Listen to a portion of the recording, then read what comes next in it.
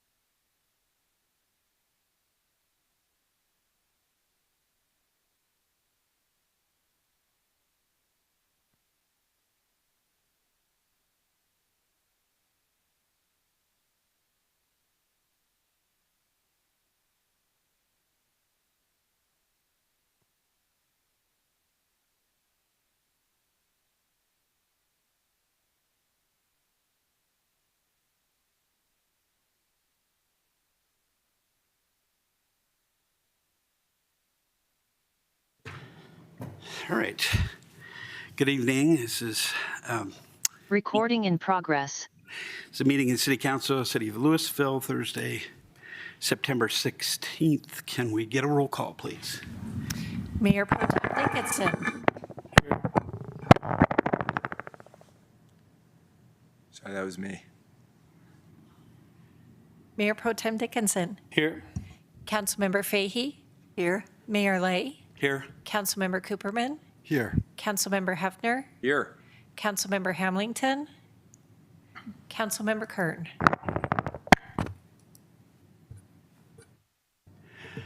Okay. Everybody's here. Let's please rise and see this.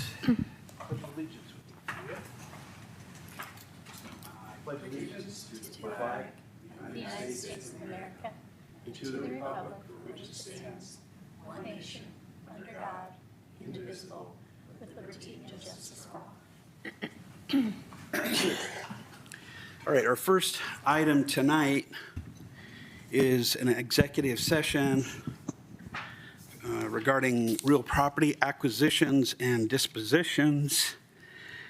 City manager is requesting City Council convene an executive session for the purpose of real property acquisitions and dispositions concerning properties in Louisville only as to appraisals and other value estimates and strategy. Thank you, Mayor. As noted on the meeting agenda, the city manager is requesting an executive session for the purpose of discussing real property acquisitions and dispositions pursuant to Section 5-2C of the Home Rule Charter and CRS Section 246402-4A, specifically as to appraisals and other value estimates and strategy. Prior to entertaining any motion, the interim city clerk will read the statement required by the city code. It is the policy of the city to conduct public business and meetings open to the public. While in executive session, it is inappropriate to take straw votes, keep minutes, or to make any final decisions. It is the duty of each member to ensure that executive sessions are conducted in strict compliance with this ordinance, state and federal law, and any applicable provisions of the state and federal constitutions. If at any time the scope, nature, or parameter of this executive session goes beyond the publicly stated topic, it is the responsibility of the council to terminate and cease any further deliberation within the executive session and return to the public meeting. Only those topics described in city ordinances may be discussed in an executive session. Those topics are summarized as follows. 1, where federal or state law requires that the information being discussed remain confidential. 2, certain personnel matters involving only employees directly appointed by the city council and other personnel matters upon request of the city manager or mayor. 3, consideration of water rights and real property acquisitions and dispositions, but only as to appraisals, value estimates, and strategy. 4, legal consultation with an attorney representing the city with respect to pending litigation. Regarding the authority for the executive session, Section 5-2C authorizes an executive session for the purpose of discussing real property acquisitions and dispositions, but only as to appraisals and other estimates of value and strategy. An executive session for this purpose is also authorized by the Open Meetings Law, Section 24-64024A of the Colorado Revised Statutes. The request involves acquisition and disposition of real property. With that, Mayor, you may entertain a motion to go into executive session. I move to go into executive session for the purpose of discussing real property acquisitions and dispositions, and that the executive session also includes City Manager Daniel Langley, Deputy City Manager Sam Fox, Community Development Director Rob Zuccaro, and City Attorney Kathleen Kelly. Second. Can we get a roll call, please?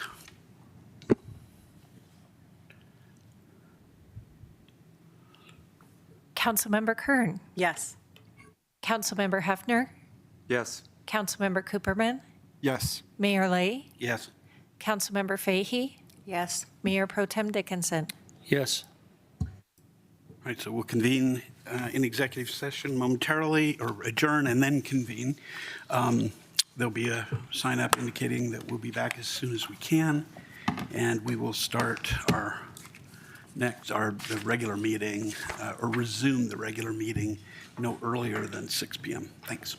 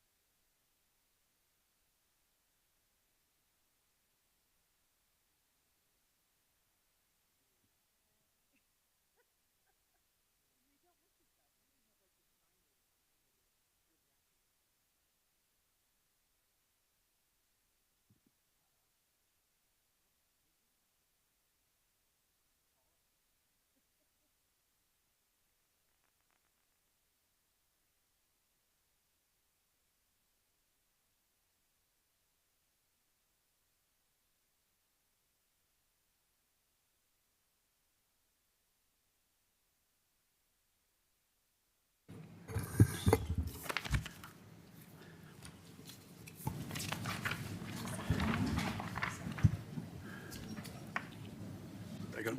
All right, we just finished with an executive session about 12 minutes ago, and we're ready to resume the rest of our meeting. And we start with a report by the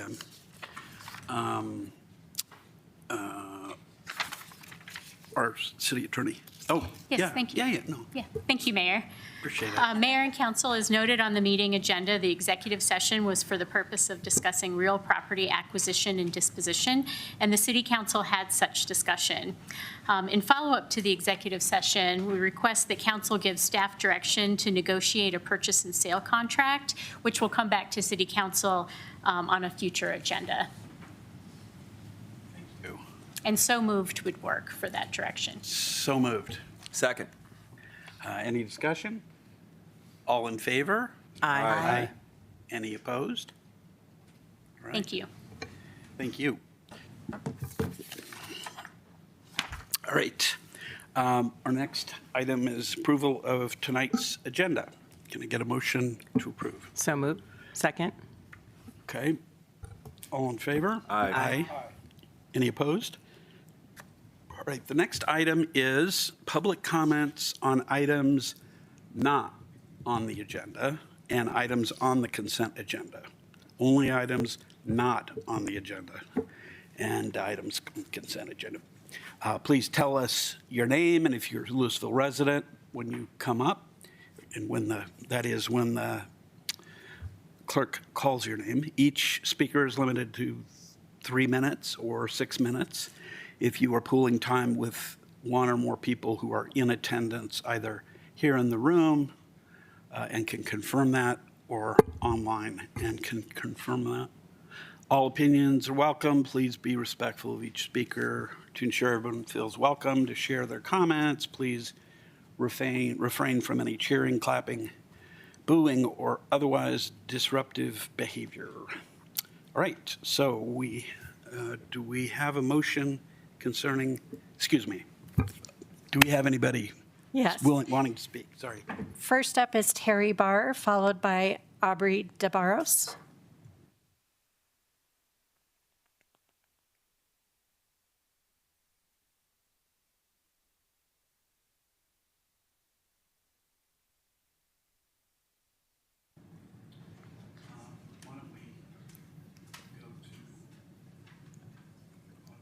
Audrey, yeah.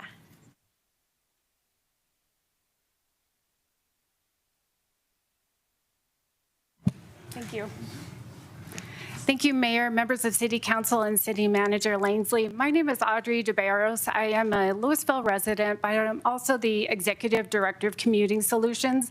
We are the transportation management organization for the Northwest Metro region, and we have been a partner with the City of Louisville and all the local jurisdictions in this Northwest region to advance regional transportation improvements, planning and advocacy, as well as inspiring commute behavior change among the traveling public and with employers. And I'm really excited to be here tonight to let you know that Commuting Solutions has been selected to be the Transportation Demand Management Coordinator for the Red Tail Ridge Metro District.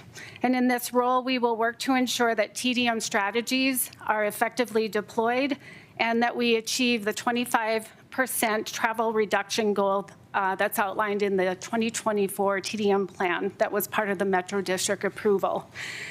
The plan was approved in '24, and the Red Tail Ridge TDM plan includes several forward-thinking recommendations, one being the creation of brand new shuttle that will take visitors of Red Tail Ridge and employees from the community to the US 36 bus rapid transit stations. It will also provide Red Tail Ridge employees with RTD Eco Passes to really inspire that use of transit. And as the coordinator, we will work with city staff to evaluate TDM plans that will be required as part of the development review and approval process, and working to collaborate with the end users in creating commute options programs for those visitors and employees.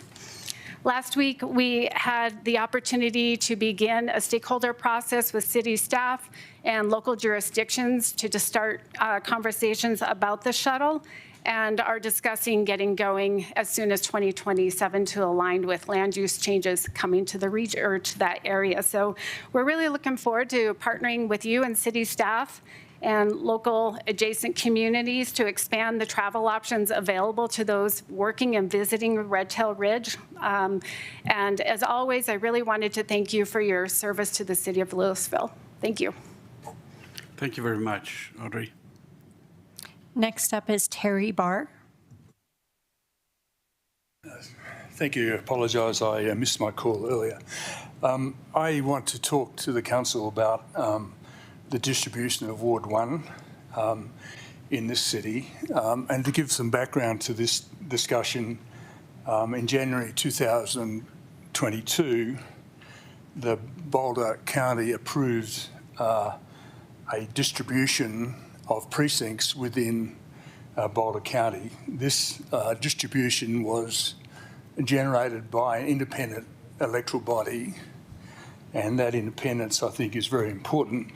In February of 2022, this council, or the council in place at that time, approved a ward distribution which was not consistent with the precincts that were approved by Boulder County. And I understand just by inference that this was done, this motion was carried under the home charter provision of Louisville County, however, Louisville City. However, that charter actually dictates that the Colorado statutes be obeyed, if you like, or adhered to, unless there are good reason to not to do so. And I want to quote the Colorado statute for you. It's section 31-10-502, and it says, in municipalities having wards, no precinct or part thereof shall be located within more than one ward. So in other words, the ward boundaries must follow the precinct boundaries. And of course, precincts 208, 209 and 212 all cross the ward boundaries in more than in 3 occasions. So basically, the statute that set out the process was avoided, I guess is the best way to put it. And at the time of that resolution being reached, no one brought forward an argument to accept the breach of the Colorado statutes. So as a result of that, some of the votes in Ward 1 that should be are counted in Ward 1 actually should rest in Ward 2 and vice versa. So basically, there's a mismatch between precincts and wards. And there's a couple of practical considerations here. Firstly, the city has to alert Boulder County, well, you need to count these electors in 20212 because they're not in your record. And you need to count these electors in 206 because they're not in your precinct record. Terry, and if one wants to... Terry, I apologize. Your time's up. Sorry? Your time is up. Thank you. Thanks. Is there anybody else?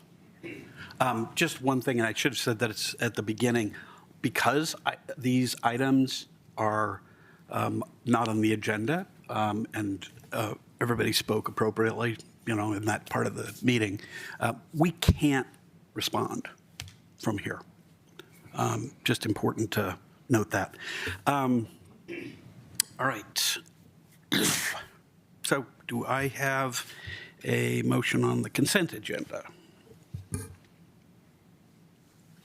I move we approve the consent agenda. Second. All in favor? Aye. Aye.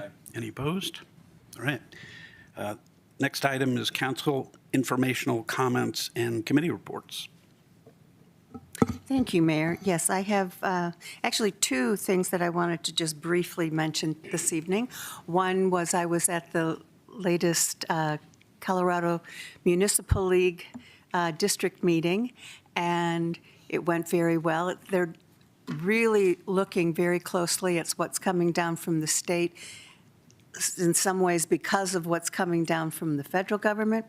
But they're very much aligned with us in maintaining municipal control wherever possible. So you can be reassured that CML is working with us, or we are working with them.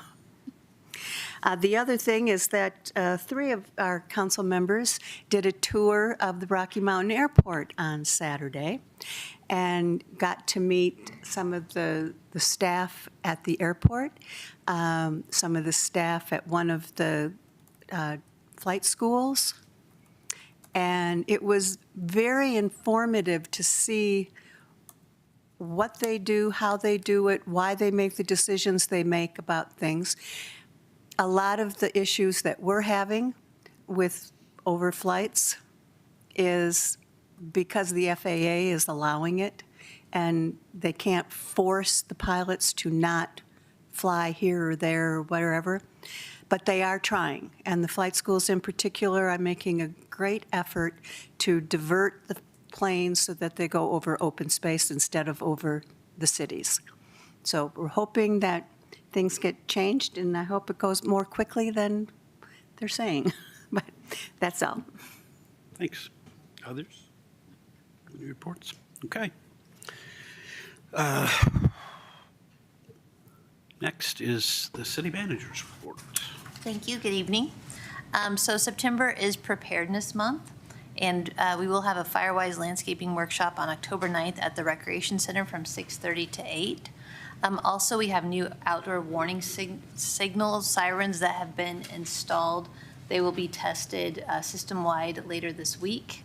I heard them last week inside City Hall at my office, which before I don't think you could hear them, so they're much louder. Also, we have the vintage baseball game this Saturday at 11 a.m., and council will have a booth at the Farmers Market this Saturday from 9 to 11 a.m. Thank you. Thanks. Next item, we're moving to regular business. I'm going to start this discussion. I don't usually do that, but I'm a big believer in experimentation, and so give me a little room here. Council has been hearing from residents and businesses about the South Street underpass a lot. Some of you, I think, who are here tonight are here because of that item, and it's an item that a lot of people have some concerns about whether they're here or not. And I'm going to frame it a little bit to try to. Chris, I'm just trying to understand. It's not the item that we're on. You know, that's fine. No, you're right. Before you go too much farther. I just was ready to dive into this. Sorry, the puzzled looks on everybody's face should have tipped me off. I'm just a little bit ahead. Sorry. Thank you, Mayor Pro Tem. No, you're good. That's what Mayor Pro Tem. That's what we're here for. Yes, one of many things. All right, so we're on to resolution number 69, series 2025. Stay tuned for the underpass. Yes. A resolution approving an ice rink management and license agreement with the Main Street Louisville Business Improvement District. Do we have a staff presentation? I think we do. Yes, good evening, Mayor, members of City Council, Rob Zucchero, Community Development Director for the city. I'm going to be making a brief staff presentation for you. So there's a resolution before you to approve a contract with the Main Street Louisville Business Improvement District to operate winter skate for this upcoming season. As I think you're all aware, a couple of years ago, the previous vendor had run into some issues with their equipment, and the city worked with the LRC. And really, the LRC, our Urban Renewal District, stepped up and bought a lot of the equipment needed to run that. And then the city partnered with LRC to hire a vendor for the last 2 years that has operated the ice skating rink in downtown to keep that going. So what we On the staff level, we've been working with both the Downtown Business Association and the BID, the Business Improvement District, to see if we can come to an agreement for them to actually operate it. I think there's a lot of win-win type benefits for them to do it for both the city and them to help support businesses downtown. So this is a budgeted item as well, so I wanted to point that out. With this new structure, we do have a little over $200,000 budgeted for this coming season. We also have revenues, so with this structure, we won't have those revenues, but when you net those out, we will still have $80,000 available to support this program. So what's before you in that contract? There's some city responsibilities as well as the Business Improvement District responsibilities. We would be providing all of that equipment that we've already purchased, delivering it, removing it, and storing it.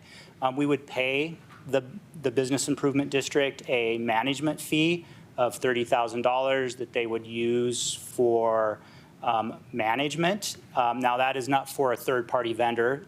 We anticipate they would hire a third-party vendor, and they would receive the revenues from the winter skate. So that would just be for management.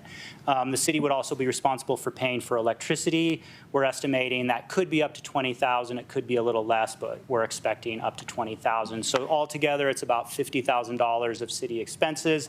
We would also be removing trash is in the contract, so within existing receptacles around Steinball Pavilion where the ice rink is located. The bid would be responsible for renting or purchasing some additional equipment that is needed, including the Zamboni, the chiller, portable toilets. They would be responsible for all management of the operations, events, and concessions.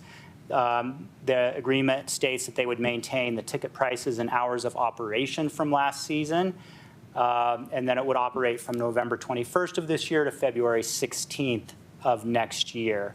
So staff is recommending approval. As you know, this is a tradition for the city of Louisville, so I think it's important to keep it moving forward. For that reason, it provides recreational opportunities for our residents and visitors, promotes economic vitality, and supports downtown businesses. I think this also demonstrates a really good example of a partnership between the city and the DBA and the Business Improvement District. So we do have Lawrence Anderson and Rick Crone who are representing the bid this evening. They don't have a presentation or anything they want to say, but they're available to help answer questions if there are any. Okay, thank you. Council, do you have any questions? Yes, Councilmember Cooperman. Yeah. I actually wanted to follow up on a question that I'd asked before the meeting, just because I didn't completely understand. So I'm interested in sort of comparing the model we had the last 2 years with the current model, particularly regarding the finances. So, right, like in the previous model, we took in the revenue, I think, from ticket sales. And now we're not, for instance. So I'm just curious, like kind of speaking in a ballpark kind of manner. Yeah. That was a lot more complicated. So we did take in the revenues, and that actually went into the Urban Renewal Fund. Those revenues, and then the city paid for certain things. There was kind of a mix of urban renewal and city funding. Between the city and the Urban Renewal District, we spent about $95,000, a little bit of refined numbers of what we had emailed earlier, but about $95,000, about 55 came from the city, 40,000 came from the Urban Renewal District. So that's the net money in after the ticket sale revenues and concession revenues were put back into the Urban Renewal Fund. Okay, that net number is very helpful. The other thing, again, I want to follow up on my other question too. I am quite interested in some kind of, again, in previous years, or last year in particular, the Broomball League that had been playing at the ice rink was very upset that they weren't able to do it last year. And I know that businesses downtown were also upset about that because they brought in a lot of people during the weeknights.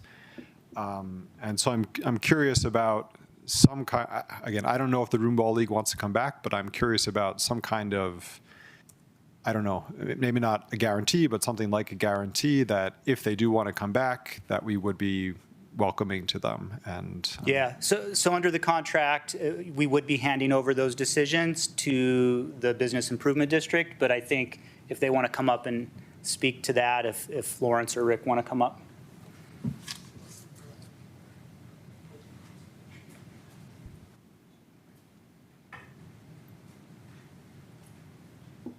Rick Crone, I'm the immediate past president of the DBAs. I got rid of that job. And a current board member of the DBA also. I'm kind of the chief cook and bottle washer for the BID. So I'm kind of in between. The short answer is we want Broomball. It brings in money, it brings in people, it's a great thing. We've talked with a potential contractor who says, great, if I'm in there, they're in. So I think we can allay your fears as much as possible. There are also opportunities, as I understand in the resolution, to possibly tweak the contract. We'll add it in. So I think that's probably something we could do. Okay, thank you very much. Sure.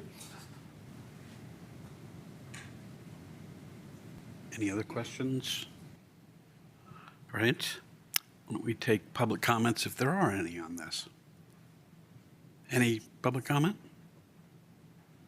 Okay, then let's take it back to council. Do we have, we didn't have any questions. Do we have a motion? Yeah. I'd make a motion that we pass Resolution 69, Series 2025, a resolution approving an ice rink management and license agreement with the Main Street Louisville BID. Second. And I would, Sorry. speaking on behalf. Go ahead. Of that motion. Yeah, I think, the winter skate concept is absolutely fantastic. I think our community loves it. Having the ice rink down on Front Street is just a great winter activity. And, people come down similar to street fair, similar to farmers market. It's one of those moments where people are like, oh my goodness, this town is so cool. And I don't think it's been run well in the last couple of years. And I'm really excited for a change. I'm really excited to get the broom ball back, and I'm excited for some improvement in that space. And I think we have the right people involved to make those improvements. I'm really looking forward to that change, and I appreciate you guys stepping up to help us get to the finish line. So I'm very supportive of this next step, and I know there'll be bumps along the way, but I think this is a good change. Are there other questions or comments? Yes, Councilmember Cooperman. I'd just like to say that I entirely agree with Councilmember Dickinson.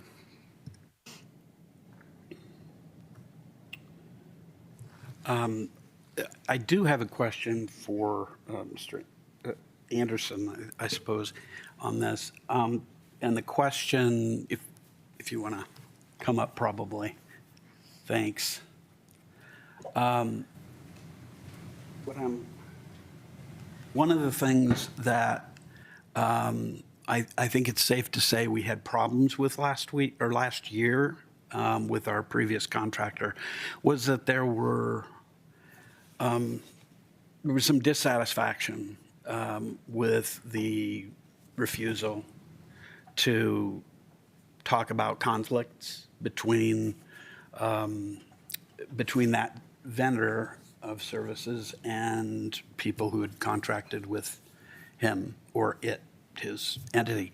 And I'm wondering what sorts of things are being planned this year to avoid that, if there are any.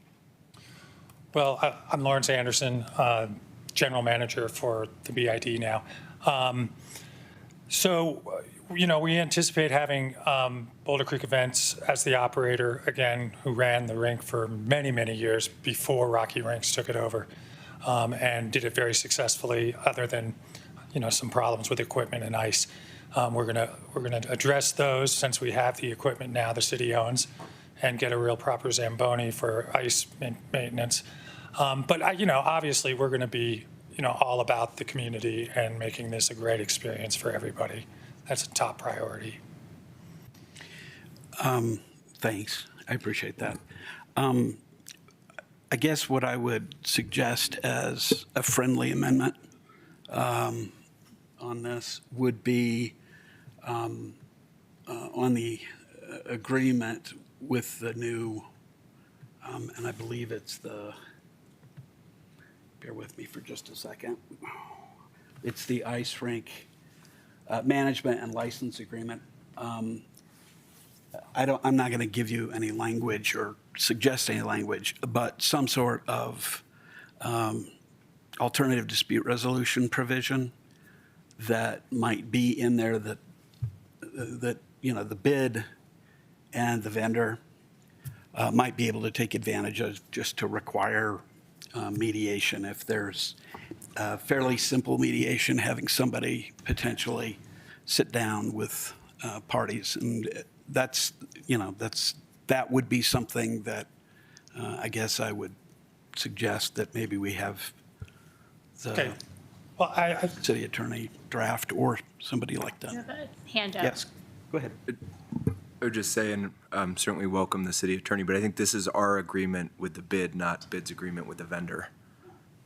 I do understand that. I think one of the things, maybe what I'm really driving at is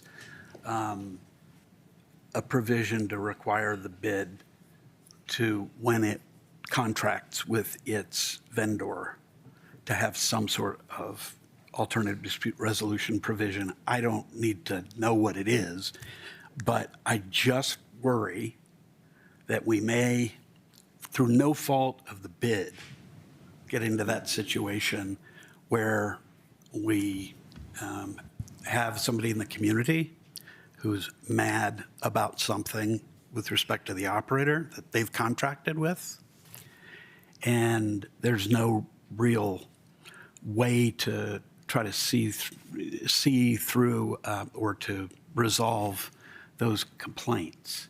I have no desire to interfere with the bid. I think that would be my only suggestion, is to include a provision like that, or have, to agree with the bid, in this agreement with the bid, to require them to take care of that, and include in their own contract with whatever groups are coming forward, some sort of provision like that. Is that, I don't know if Mayor, that's something. if I may, Yeah. I share the concern of Councilmember Hefner. This agreement is between the city and the BID, and what you are talking about is requiring the BID to have an alternative dispute resolution in its contract with its vendor. Yeah. But the scenario that you describe is somebody who is, if it were to be repeated, somebody who's not a party to that contract either, and trying to invoke some sort of alternative dispute resolution to resolve conflict between the vendor and somebody who's not a party to that contract. I just don't see how we control that through our contract with the BID. I don't know how I would draft that. I don't know how we would enforce it.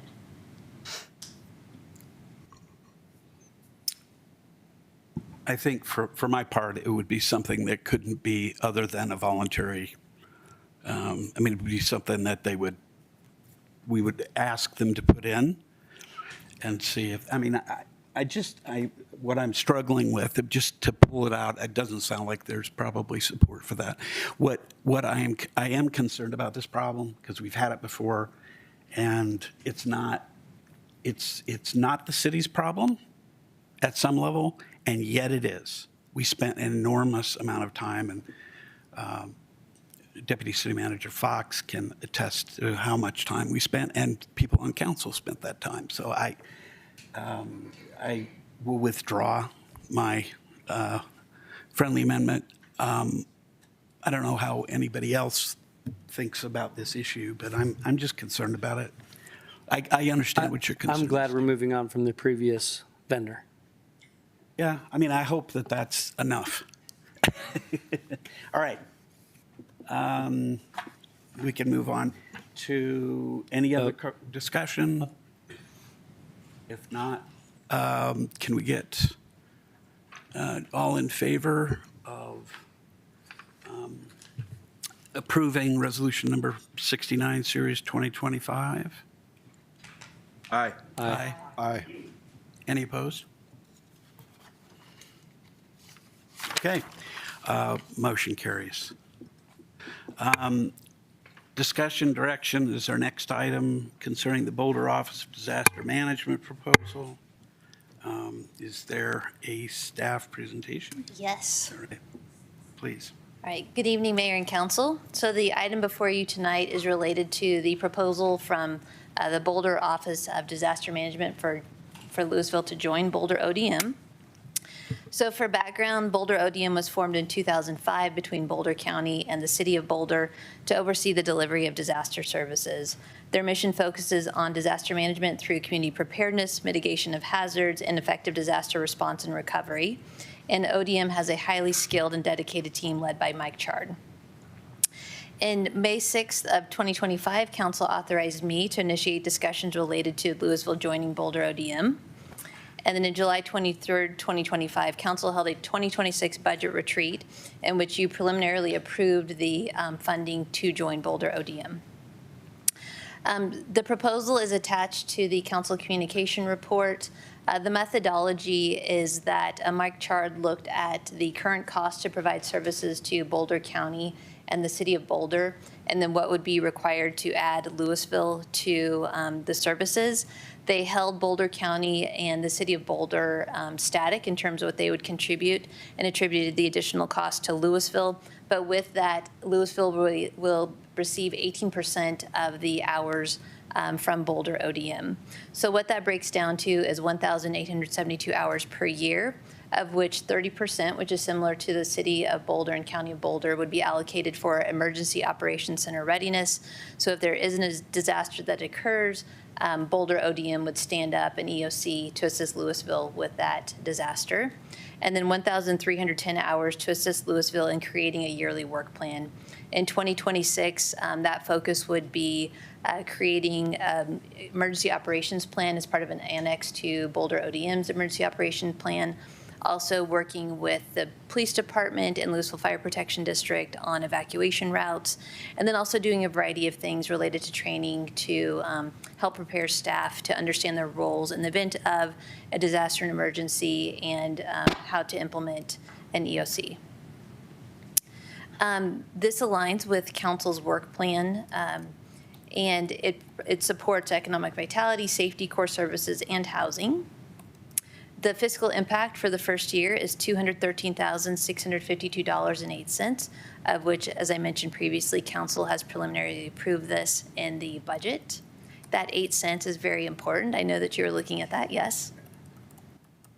And the alternatives are to not continue with the process to join Boulder ODM and direct staff to identify the resources necessary for the city to provide similar disaster management services.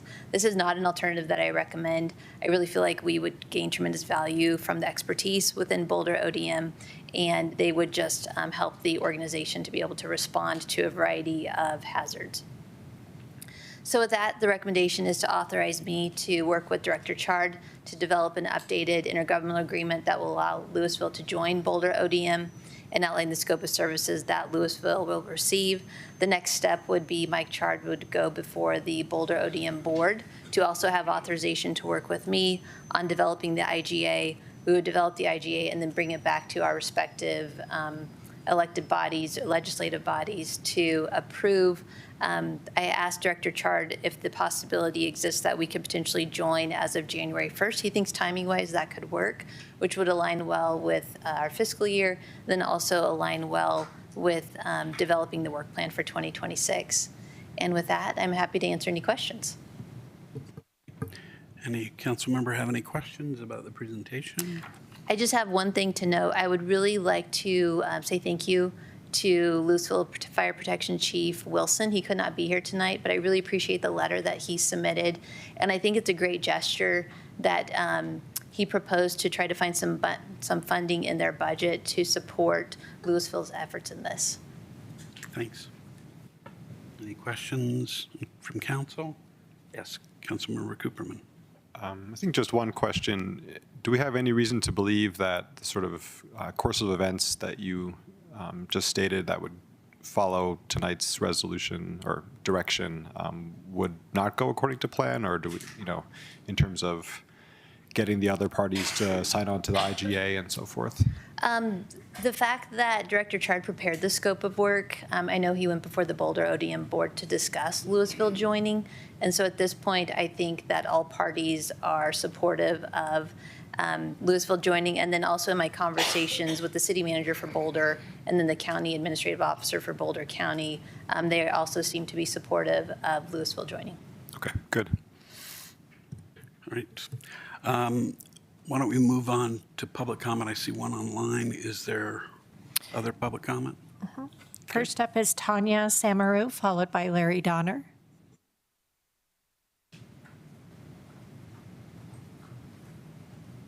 Hi. I get to comment before Larry? I'm flattered. Tanya Samaru, and main feedback I want to give is whatever Diana Langley says. Thank you so much for your leadership, Diana. And if you do end up voting to join the ODM, that means that this city is showing major leadership in Boulder County. I'm really disappointed in the other cities aren't.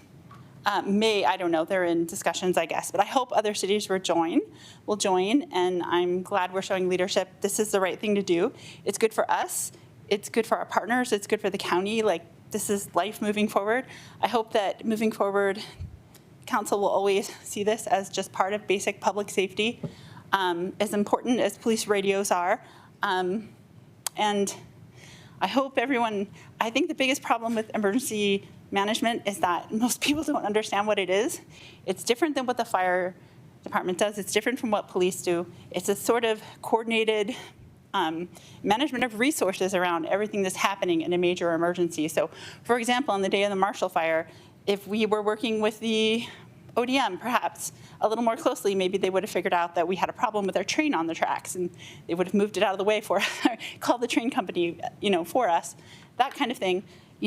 There were animal evacuations in unincorporated Boulder County, and in Louisville, we have a pet memorial. That's the difference between having the ODM and not having the ODM. So thank you so much. I think probably you understand the importance of this, but I hope as we, what's really important about doing this too is that, I'm very happy we have this city manager who understands this well, and it's great when you have people who do, but you just don't know who your next manager is going to be and who your next council is going to be. And the problem is that people just don't understand what emergency management is.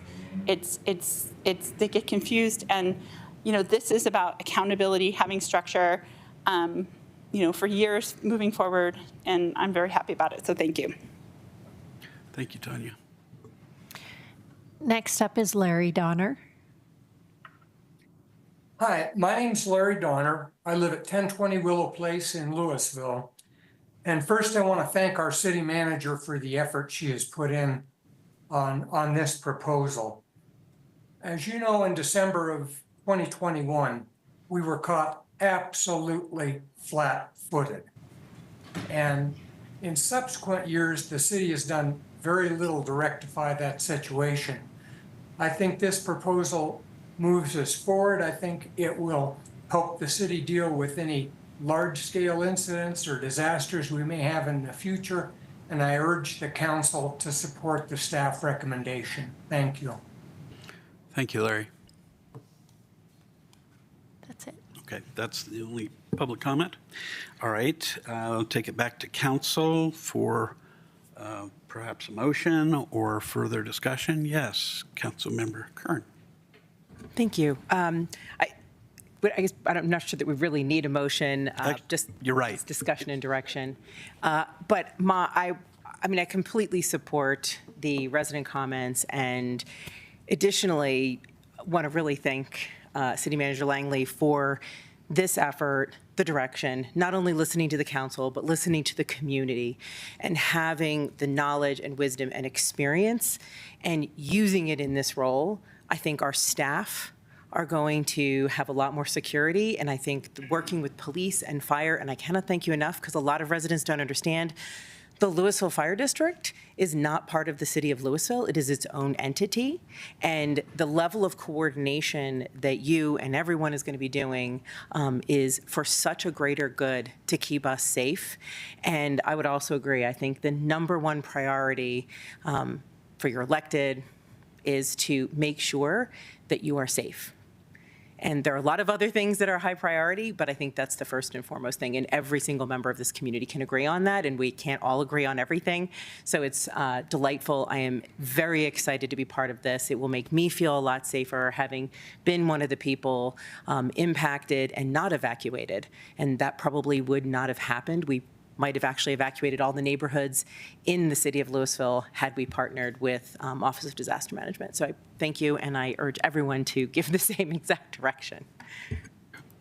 Anyone else? Yes, Councilmember. I agree with everything that has been said, especially Councilmember Kern's comments. I want to thank City Manager Langley and also Deputy City Manager Sam Fox.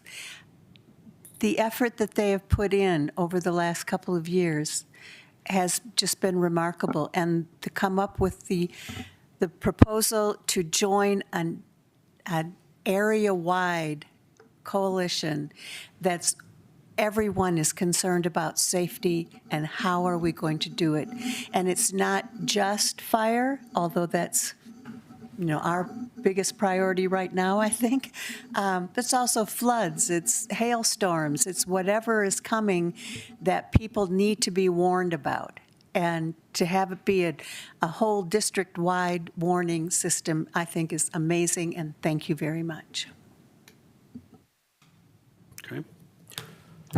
Yes, I'm not sure who was first, but I am going to make a motion that we accept and adopt the staff recommendation as it appears in our packet. All right, second. Any comment? Any comment? Yes. Councilmember Cooper. Just very briefly, I am really pleased that we are moving in this direction to join the Boulder ODM. All right. Aye. Aye. Aye. Any opposed? Very good. Thanks.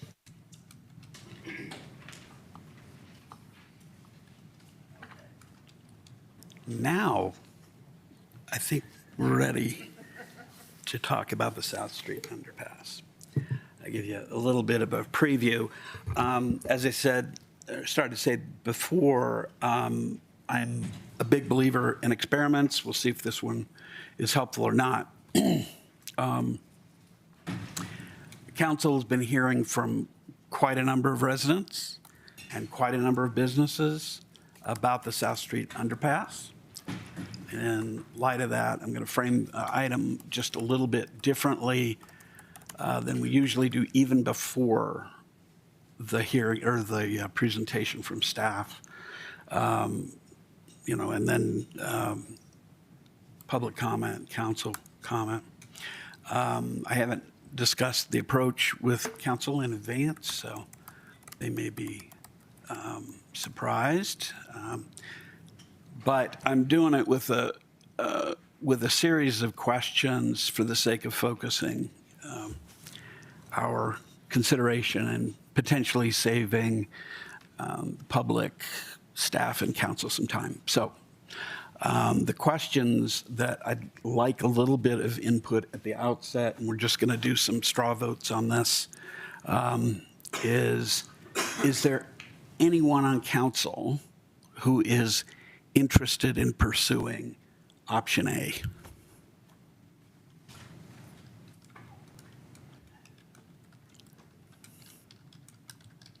Okay. Councilmember Cooperman, are you interested? I'm not sure pursuing? at the moment. I was hoping to ask a few more questions. Probably not, but yeah. Okay. I'm not sure. So thumbs up from 6, 5 of us, and thumbs kind of potentially down on that. All right.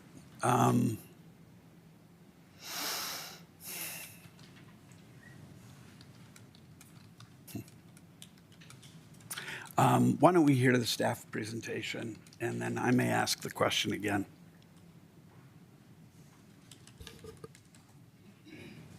After you get some questions answered. Good evening, Mayor and Council. Kurt Carr, Director of Public Works and Utilities. Our presentation tonight will be brief. Before you is consideration of a contract for two options. One of those options is for finalizing the design and moving towards construction of South Street Underpass in a current configuration that has been planned over many years and has been planned over many years to close South Street due to constraints over time of trying to find alternative locations. Also before you is an option B that goes back into alternatives analysis and looks to see with new information that there may be other partners out there, land partners that allow us to move the underpass to a different location that does not close South Street. Overall, option A is about $1.6 million for design, and option B is about $1.9 million for design. The total budget for the underpass is around $10 million right now. And of that $10 million, about $4 million is city money. $1 million is LRC money. $2 million is CDOT/Lafayette grant money. And $3 million is Dr. Cog money. So option A has been working to design that underpass within that $10 million budget.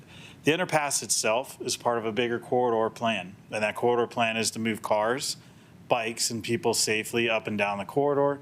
I think if any of us use that corridor today at the wrong time of day, it's congested, and it's certainly unsafe if you're trying to move on a bike up and down that corridor or as a person in various locations. So the underpass is phase one of a larger plan that will take place over many years, 5, 10, 15, 20 years. It just depends on priorities and funding levels.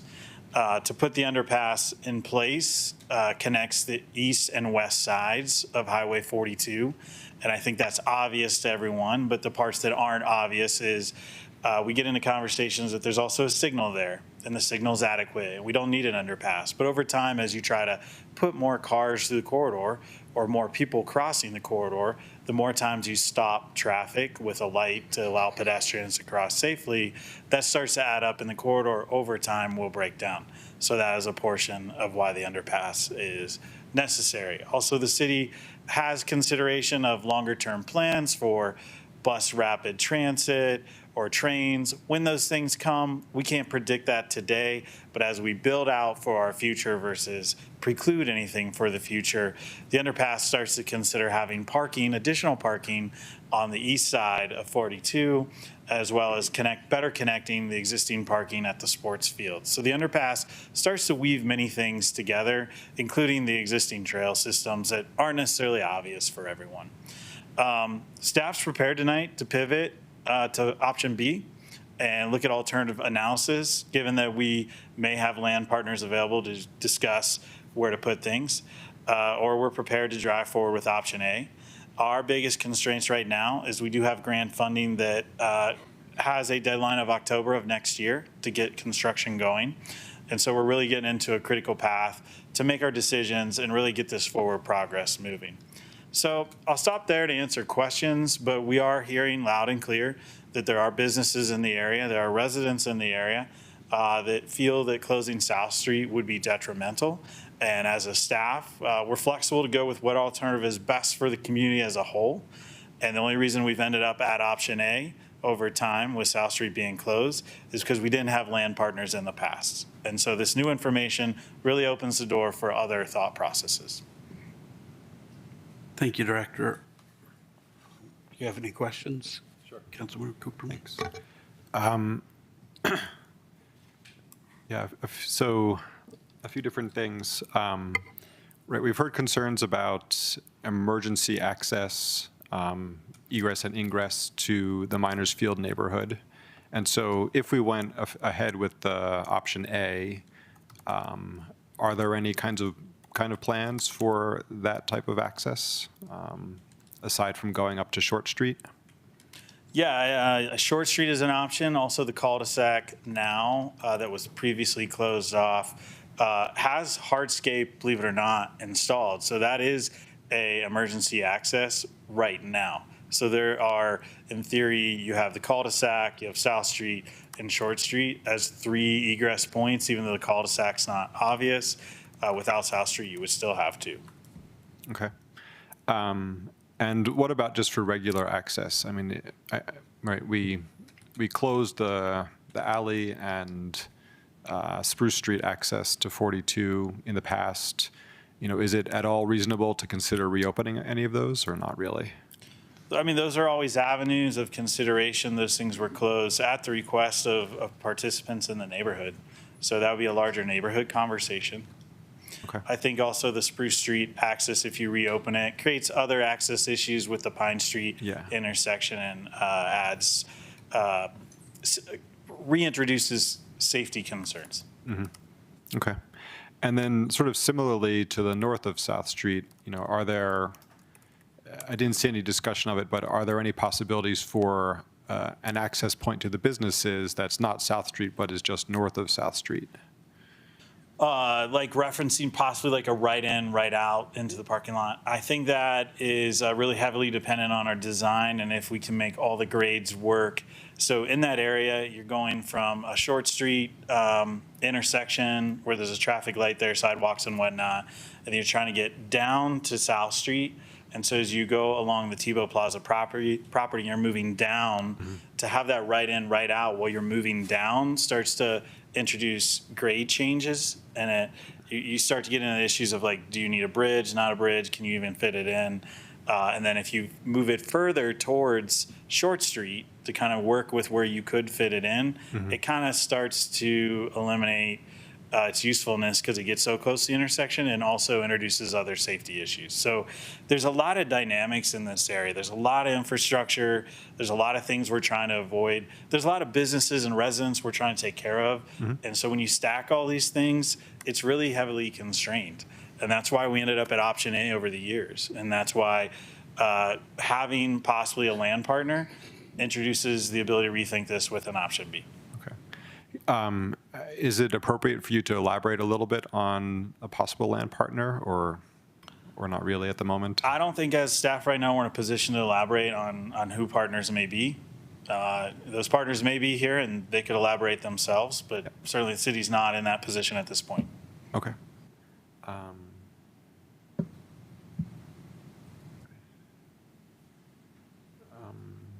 And then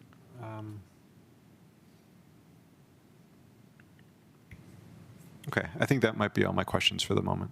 Thanks. All right, I'm going to ask the question again.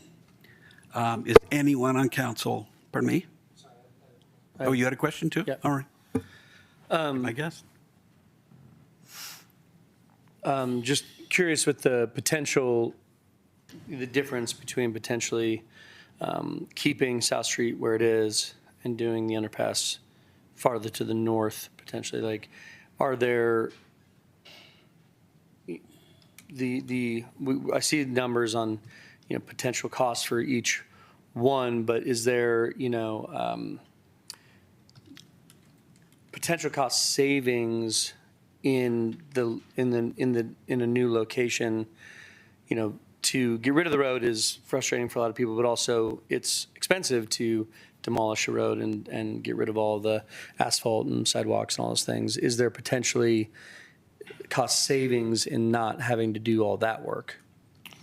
I don't think we quite know yet. The things that are really going to dictate that is we really need to start, to move the underpass north actually further constrains the amount of land we have to kind of get up to grade, to spread out. And so to move north, we get further constrained. And now we introduce walls, retaining walls. And so you're taking away some costs but adding others. And I think we really need to work through this with the businesses that are impacted and the residents that are impacted and where that new alignment will be, and then just add it all up. So as part of option B, we'll go through 1 to 2 workshops with people in that area and our design team, and we'll develop some engineering estimates that might convey 1 or 2 different ideas than what we have today.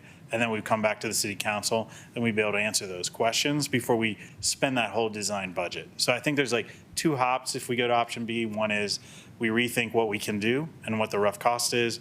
We talk with you about it. Ideally, there's buy-in from the area on that option B. and then the council can decide whether there's value and we move forward for final design and construction, or we decide that like the underpass just doesn't work for what we're willing to invest in it. Okay, yeah, because I guess my concern is we move away from option A towards option B, find out that option B is not possible, and then we're back to the same question of option A or not, but we've spent 6 months and hundreds of thousands of dollars to get there. So I'm just trying to see, like, read some of the tea leaves of it'd be relatively the same cost, or there would be some cost savings, some additional costs, those sort of things. But like, as a decision maker, just trying to understand, what, your perception of the delta is between the two potential locations. And what, we have sunk costs, if you will, and what the design we've already done. If we do a new design and don't go with it, those become new sunk costs. But like, just trying to understand, the weight of the decision tonight to either just go with option A or just go with a different option, or if we're still trying to battle between, well, eventually a year from now or 6 months from now, will we still be deciding between A and B, or is this like a departure from A and we're on to something new? And maybe that's too many questions in one, but just trying to understand a little better the implication of the conversation tonight. Yeah, we can link all those questions together. I think number one, we're going to still try to target a $10 million budget. Yeah. Now the $10 million budget, we had a $1 to $2 million contingency that we had in there, and we still have a lot of ground to cover to finalize this project. So that could get eaten up by who knows what's going to happen in the world. But we're still going to target the $10 million budget. Now, if that increases, maybe increases 1 million, 2 million, 3 million, I won't know till we get a little further and we have that engineering cost estimate. But we're going to target 10. Can Plan B be done? During the underpass ballot measure, we did design the underpasses to the north. There are concepts that we're going to go back to. It's not like we're just starting over on a clean slate, but we do want to start over with our stakeholders that have become very involved and make sure that those previous concepts also align with the values and interests that are of concern tonight. So I think yes, on all those things, we can cover that ground. Okay. Did you have another comment? All right, one more comment. Yeah. One more round. I'm going to ask the question. I guess this might be a little bit harder to answer, but so I know for option A, we've scaled back a little bit what we were initially envisaging for the underpass. So it's a little bit narrower and the approach is maybe a little steeper. Do you think with option B, could we get a better underpass in terms of by looking at one of those other options? From the perspective of people who are going to use the underpass. Yes, I don't want to spend $10 million and give you a solution that no one wants to use. So we have to, by default, design something that people are going to feel is safe and approachable and usable for the whole area. So I would just say, like, we would not build something if we can't get to that point. So yes, we will do that. Now, what that looks like today, I don't know. And we might have to incur a little more costs to create that space the way we need it to be. But this is where we'll go through that alternatives analysis with everyone in the area and our design team, and then come back to the council with options for you to choose from. Okay, thank you. All right, so I'm going to ask the question again. Is anyone on council interested in pursuing option A? Okay, good. Then we won't need to take a vote or anything like that. Let's move on to option B. There is a gap, as folks know from the staff memo, of at least $3 million if we pursue option B as it's currently configured. So for many reasons, I'm certainly not going to ask whether council is willing, without a lot more information, to fill that gap with capital funds. That's not teed up tonight, and we haven't given notice to the public about that in any event. And as I said, even even if we'd given notice of it, we don't have enough information to be able to decide it. Seems like one of the considerations is whether Dr. Cog money could be shifted to some other part of the project. In the meantime, there might be a question of whether other grants can cover some of the design. And there's probably a lot of other questions that council may tonight be able to ask about. And I bet staff probably has other questions too if we go with this option. So the question that I'm going to ask right now is, provided that there's information that council is willing, that the information that council needs to proceed with an option B or something like it, whether council is willing to have a discussion about exploring that kind of option, either option B or some riff, if you will, or variation on option B, obviously with a great deal more public input as well. Can I get an answer to that? Yeah, well, I just have a question about your preamble, which is you referenced an at least $3 million gap. Can you say more about that? I thought that was the number. Maybe Director Kohr wants to weigh in, because that wasn't my understanding. Go ahead. I think right now we're making a huge shift in what has been a multi-year project. And you're asking for just like, give me the magic answer of what the number is going to be.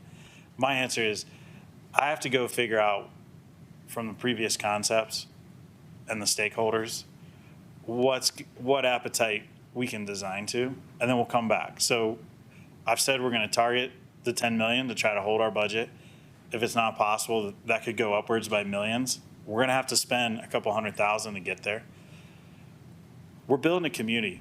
These are 50 to 100-year projects. These are things that feel like a big deal today, but if you don't build these things out over time, as your large multi-year plans suggest and have been recommended through large public process, we don't evolve as a city. So we're pivoting on a really big project, and I think we need to keep an open mindset, but we take a few months to pivot and then get you better information. But there could be a range of zero gap, or there could be a range of multi-millions, and I don't want to sell you on bad information right now. Where I'm getting that number, though, is in the staff report. It talks about additional funding needs of 1.5 to 2.8. So yeah, I think you just phrased it as at least a $3 million gap, and I don't think we know that sitting here today. Well, and I think that's fair. I think it might be fair to say up to approximately. Yeah. I mean, it could be, as Director Kohr just said, zero. Yeah, okay, fair enough. I think what I'm just asking is whether we're interested in considering filling that gap with if we get further information, to have that discussion amongst ourselves, have the discussion publicly with business owners and the public. If that's something we're interested in, we can talk about and can have public comment, I suppose, about information that we might want to have if we do that, because that's not going to be something we're going to be able to decide, I think, tonight. That's the reason for the question. Yes? Thumbs up or thumbs down? Mayor Pro Tem? Okay. Let me, why don't we do this? Why don't we at least attempt, before we do anything further, to ask what kinds of questions, ask staff what kinds of questions they think need to be asked, and that they need to provide information to us, and then we can ask that ourselves if we have additional questions. Thank you, Mayor. I think if council's considering option B, as Director Kohr said tonight, what he would recommend is that you award the total design contract with the understanding that we would just be initiating the alternatives analysis, and then we would bring that back to council before any other action is taken, so that council can see the results of that alternatives analysis. Also, as he mentioned, there would be engagement with the surrounding businesses and residents to get their input on those alternatives. And he also noted there was a couple of attachments included in the council communication that showed previous alignments that were located directly north of South Street. And, so there's some idea of what in the underpass could look like, and we would be starting with that as the base to try to solicit input, and then also work with Kimley Horn on are there other alternatives probably within that close proximity that should be considered. And then I think to get to your earlier question, the council communication report does note that under option B, it could be a potential project shortfall of about 2.76 million. I do not believe that that includes any property acquisition. And so as we move forward, we just want to be going with option B. There is a potential that we could be bringing forward a project to you that does not fit within the $10 million budget. And that as we continue to increase design costs, that reduces the amount for construction. And at some point, we may be bringing a project towards you for you that has to consider additional funding input from capital funds. And so as long as you know that we're bringing design alternatives to you and that you will have another off-ramp with this, we just want to be very clear that going this direction could result in a higher cost project. Okay. Given that, council members have questions about what the city manager has just described. Okay. We can just, I think we should go ahead. You want to go to public comment, or do you want to go? I will, unless you've got a Just question. maybe the last thing If you've before got a public question. comment. Yeah, it's just, I mean, what we have heard, right, and so what I think I see from option B is, the emphasis on maintaining South Street, the emphasis on maintaining the access to the parking lot from the south, and obviously having an underpass that functions and works, and that the only way any of this is going to potentially work is with a property acquisition. And so I think we get all of that, and those are the things that, like, I just don't want to move forward and have you come back 5 months later and be like, yeah, we did it all, but, you still can't access South Street from the neighborhood, for instance. Like, whoa, right? So I think we're saying those things out loud. I think we've heard that from the community, that South Street is important, access to the parking lot is important, and the underpass is important. And so as long as that's kind of the direction, I'm happy to hear public input on where we're kind of headed. So just to clarify one thing, let's wait on that question. I can ask that question later. Unless there are other council questions of staff, let's proceed to public comment.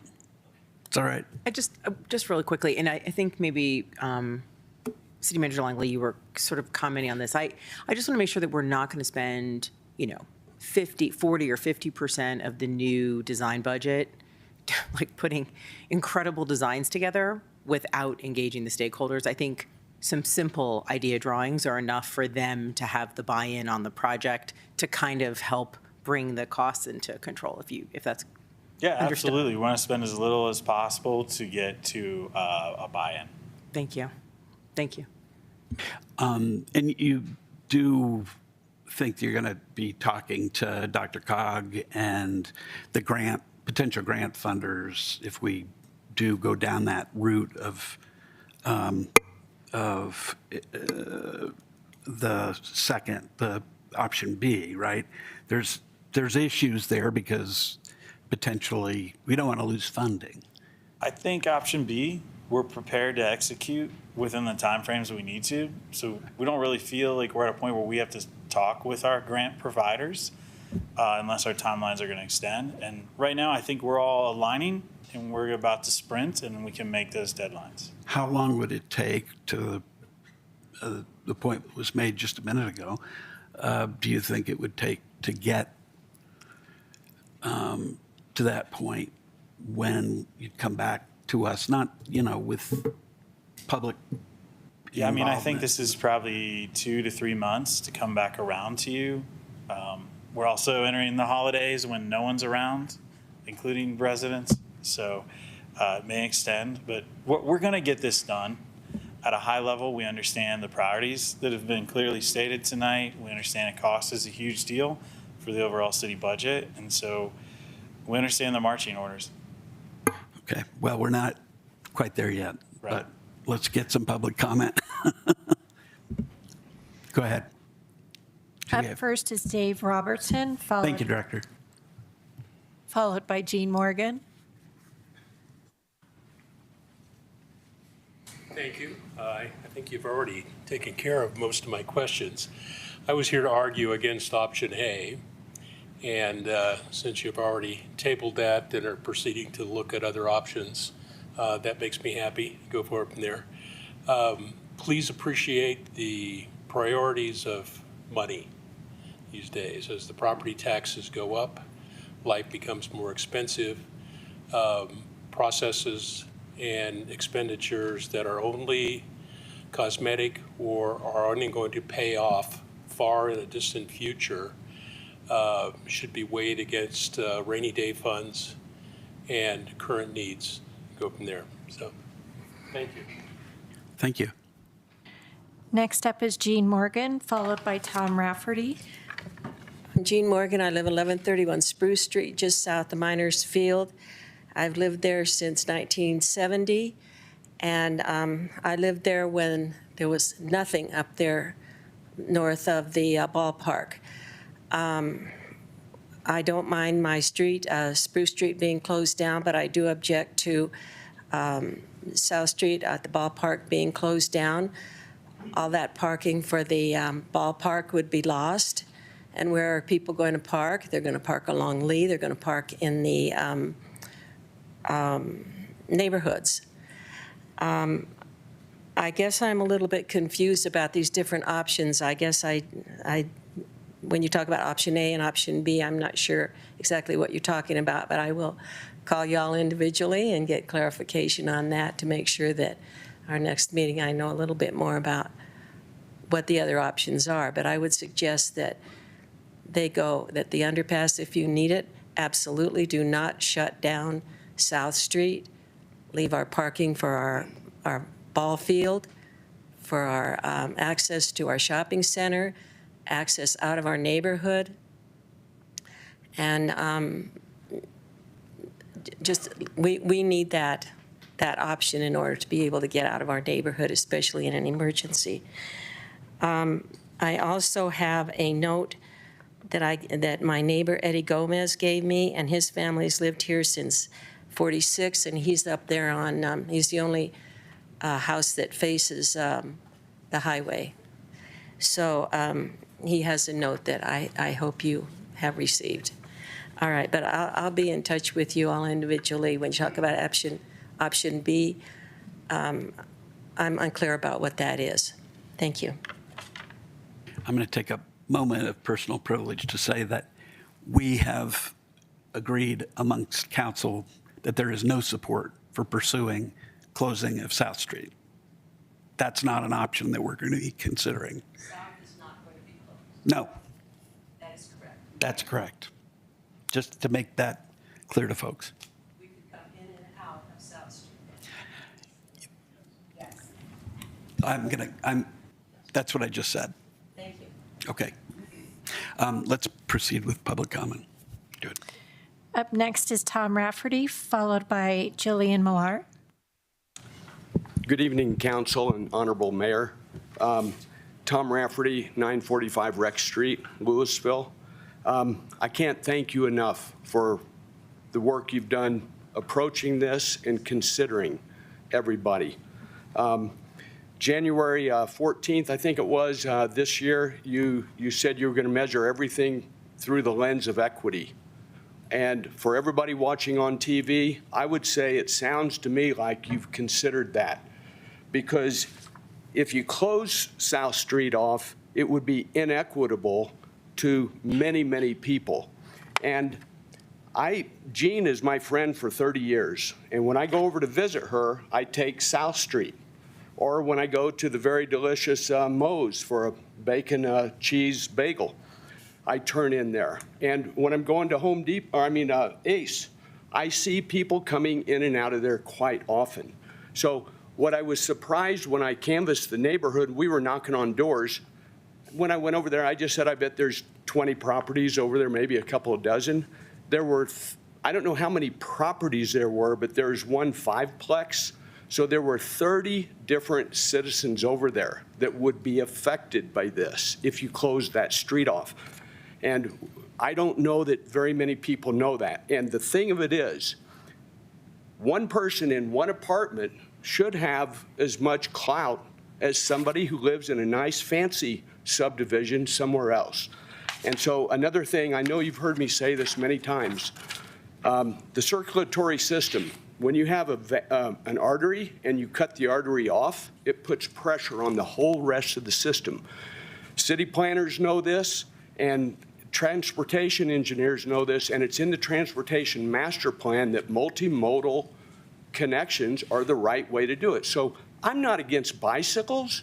I think it's a really good idea, but I don't want to use up 3 minutes. So thank you so much for engaging us into a set of roundtable meetings. And thank you for the property owner who's working with you. And thank you for all the businesses too. Next up is Jillian Millar, followed by Patrick McCartney. Hi, so Gillian Miller from the Executive Director from the Chamber of Commerce. So following recent engagement, staff asked the Chamber to gather some feedback in advance of this evening's meeting. So on behalf of the Chamber and the DALO businesses, thank you for the opportunity.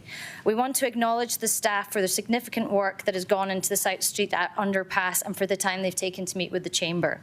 What we'd like to share this evening are the perspectives of the DALO business community. And the staff packet refers to some businesses raising concerns. Our outreach shows that all of the businesses in DALO have worries about their ability to make it through extended construction.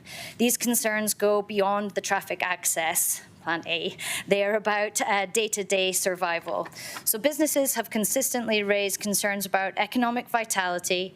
Closures would mean lost storefronts, reduced sales tax revenue, lost jobs, and the weakening of the vibrant district. The construction duration, either plan, right? Multi-month work limits access, creates noise and dust, and interrupts customer flow, especially for coffee shops, dining, and wellness providers that depend on daily traffic. These are mostly fast-serve businesses whose customers will find an alternative if it's not fast and convenient. The cumulative impact, this is phase 1, and the Highway 42 widening will follow, so businesses fear back-to-back disruption over multiple years. Parking and access, the loss of stalls, the vehicle flow, and the drive-through access to Ziggy's also requires review. Noise and customer experience, restaurants, wellness providers can't survive during heavy construction activity. And then the question of need. Businesses asked how this specific underpass balances the long-term benefits with near-term survival. So we acknowledge that option B better serves preserves the South Street access than option A, and we thank staff for working to minimize that harm. But still, option B does not fully resolve the question of business survival through extended construction. So for that reason, we respectfully suggest commissioning some kind of business impact or needs study to measure sales tax risk, job exposure, and survivor probability, and to weigh these outcomes against the broader community benefit, and as well as continuing to explore design options or phasing strategies that reduce adverse impacts while still meeting long-term goals. We know how much effort the city has invested to advance this program, and we really value the broader Highway 42 vision. But our request is simple, that those businesses most directly affected be included in shaping the solution. So we welcome the chance to collaborate on a path that delivers the connectivity benefits of the project while safeguarding the vitality of the local economy. Thank you for your leadership and the commitment to balancing infrastructure improvements with economic sustainability for our community. Thank you, Jillian. Next up is Patrick McCartney, followed by Shannon Scott. Well, good evening, Mayor and City Council, and to everybody on the staff. Thank you for everything that you do for the city of Louisville and everybody here. My name is Patrick McCartney. I, along with Shannon Scott, who's coming up next, are co-owners of Rocky Mountain Tap and Garden at 1071 Courtesy Road. We're here to speak tonight on the South Street underpass and the effects it's going to have on all of our businesses and the area residents. Rocky Mountain Tap and Garden was born as a result of the Marshall Fire. And when our community needed places to reconnect, to heal, and to gather, that's where we decided there needed to be something there. Don't get me wrong, I understand these are 20, 30, 40, 50-year plans. I don't think they envisioned at the time that DELO would ever be there. Now all these businesses are there, and we hire youth and adults. We give back to the community constantly through support efforts to local schools, to charities, community awareness events with regards to celiacs, pet adoptions, whatnot. Our co-founding partners, Garrett Nicodemus and Brittany Bartlett, are multi-generation families based here in Louisville. And the idea of option A, which we've already tabled, jeopardizes all of that from multiple points. And without going over all those again, since it's already been tabled, we're still kind of concerned about option B. We kind of want to explore the idea of maybe a possibility of an option C, no underpass at all. We kind of almost feel like this is a bridge or an underpass to nowhere. Someone would have to come back to us and describe how this would actually be a benefit to Louisville in the face of losing all of our tax revenues from all of our businesses and all of our local residents. Without taking any more of your time, thank you. Thanks a lot. Any other public Next up is Shannon Scott, followed by Stephen Tebow. Hi, I'm Shannon Scott. I just want to say thank you to the council, the staff, and everyone for working so hard on this. We know that it's been a little contentious, and we very much appreciate all your efforts. So you just heard from my better half, so I'll be a little more succinct. Shortly after moving here, he and I stopped into Rocky Mountain Tap and Garden in Louisville to grab a drink because we had ordered food and it was going to take a while. And so that random stop led to us becoming co-owners just over 2 years later. And so we invested in the tap house because we wanted to be part of a business that welcomes everyone and just gives so much back to the community. But now, a little over 6 months later, after making that investment, that's all in jeopardy because a plan that was envisioned two decades ago by people who are no longer around thought it was a good idea, and it may be, but just simply not in its current form. So when we decided to invest in Louisville and Rocky, we were also investing in Louisville because we live in Erie, but we spend our mental, physical, and financial resources here. And we spend them in the community that you all represent. So the reality is that this construction will absolutely devastate the very businesses that give this corridor its economic vitality and its character. So the DELO Plaza tenants will suffer irreparable harm as we have reduced accessibility that's drastically going to cut customer traffic. Increased noise pollution and air pollution and diminished safety concerns are going to further deter patrons. Our businesses already operate on very thin margins.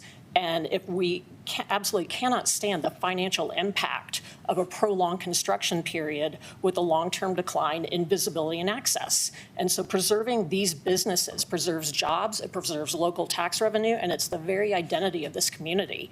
So council members and mayor, I respectfully urge you to reconsider and re-envision this project. We absolutely support growth and expansion. We are not opposed to that. But this plan as it's presented is going to be the opposite of that. And we ask you to pause and explore alternatives that improve safety and accessibility without sacrificing the livelihood of the entrepreneurs that have worked so hard to make Louisville thrive. Thank you. Thank you, Shannon. Next up is Stephen Tebow, followed by Justin Livingston. Good evening, Mayor and council members. I'm Stephen Tebow. I'm the owner of Delo Plaza, as well as several other properties here in Louisville. By the way, it is Delo Plaza, not Tebow Plaza, downtown East Louisville. Thank you. Here ask you to pause the South Street underpass and to study a much more equitable and beneficial alternative that would be better for the Delo Plaza businesses and the nearby community. Our tenants on this site are primarily quick service restaurants and service providers. They're the heartbeat of Louisville's local economy. They provide jobs, bring the community together, and create the kind of amenities, gathering spaces, and vibrancy that Louisville wants and needs. For better or worse, these businesses depend on high turnover in vehicle traffic, such as Ziggy's, which makes 75% of its income from the drive-through. As council has heard, the current underpass alignment has never been studied for its effect on these businesses. As each of the businesses will tell you, they were not consulted on this project. The planned charrettes were canceled, and they are unanimous in their concern for this project as currently envisioned. Each of these tenants is adamant that even a 10% drop in business could result in their closures. Is this council truly prepared to move forward with plans that each business on site is begging you not to do without studying other options? The opportunity cost of moving forward now is real, especially if South Street is permanently closed off. If these businesses are forced to endure the anticipated disruptions for 12 to 18 months of construction, their viability will definitely be challenged. In the future, Louisville could lose a key hub of vitality that will be difficult, if not impossible, to get back. I'm urging this council to reject the false choice of safer transit versus economic vitality. We can have both, but not if South Street is closed and businesses are forced into failure. You have an opportunity tonight to decide whether Louisville is a place that supports and appreciates and protects its small businesses, or whether you choose to move forward on a project that would potentially be detrimental to them. I urge you to pause this project, listen to the businesses most affected, and direct staff to study alternatives. That would not only be a positive process, but would also be a good process for Louisville's future. And to realize there are options C and D, which we're happy to discuss. There isn't only two options available. I grew up in a small farming community in rural Kansas, and we had a saying that may be appropriate here. If it ain't broke, don't fix it. Thank you. Thank you, Stephen. Next up is Justin Livingston, followed by Kelsey Galley. Hello, friends. I came here all hot to fight you guys on A, and so you took a little wind out of my sails, and I appreciate that very much, more than you guys know. The reality is, my name's Justin Livingston. I own Ziggy's Coffee along with my wife. We also have a consulting business on Main Street, and founder of The Guys Who Give, which we do right here in Louisville as well. I do want to thank you guys for really listening. And I believe you did, and I've met several of you in person, as many of us have, to just talk about what an absolute gut punch that would have been. So the fact that we've pivoted away from that, thank you for that. As we explore B, and in my mind, B is just simply other options. There are many, many, and I hope that we really take the time, perhaps more than we did the last time with the new faces here and the new faces in Delo Plaza, to understand what the economic impact is. I had the pleasure of speaking to a couple of you guys at the Economic Vitality Committee meeting group. And economic vitality has been and small business support has been such a cornerstone of Louisville and you all and the boards before you. And as we move forward with this project, balancing that with the construction and the end goal and how that will impact. It's been said before, I kind of just wanted to give my time to Jillian to come up and read her thing again, because I think she very well articulated what a lot of us are thinking, that B is better than A, but B still has a lot of risk for us. A lot of businesses, and many of you own businesses and know that we operate, especially in today's climate, razor-thin margins. I put people in business for a living, and I know that in situations in the past, construction can result in a 26% decrease in business. That is well beyond what will put us out of business. And so as we move forward together, the construction impacts, the impacts of doing this at one site versus another have absolute potentially detrimental impacts on not only the businesses, but the community, the reputation, the families, the jobs who we employ, the many, many, many kids that come on Wednesday mornings during late start, and all of the folks that come to Ziggy's and all of the other business. So I appreciate where we've come so far. I think we've got a lot closer to a collaborative solution, and I hope now the door is open for us to really take this across the finish line and come up with a solution that really does fulfill the need and desire to increase safety and decrease congestion, but do it in a way that doesn't harm the businesses and the local residents. Thank you for your time. Thank you, Justin. Next up is Kelsey Galley, followed by Michael Jacob. Hi, good evening, everyone. I'm Kelsey Gallery. I'm from Yo Gallery Wellness here in Louisville.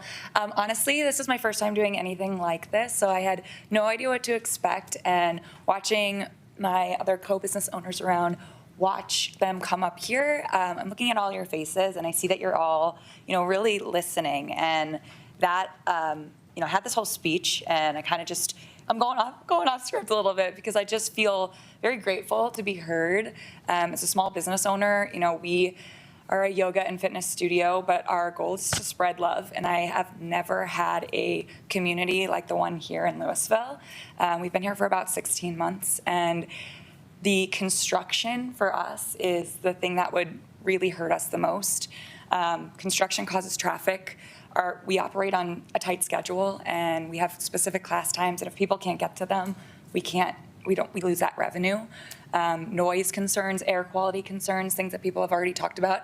I think you've heard the issues because, again, I see you listening, and I just so appreciate this opportunity to speak about what it is that we feel matters and what we've created. And so all of these things, I believe that what we're doing, all these businesses, is more than just in our particular businesses. These things, again, our whole spiel is to spread love. When somebody leaves our studio, the whole goal is that they spread that to the rest of the community. So for this construction project to happen without a lot of additional thought and process, I think would just hurt a lot more people than just us standing here, just my business shutting down.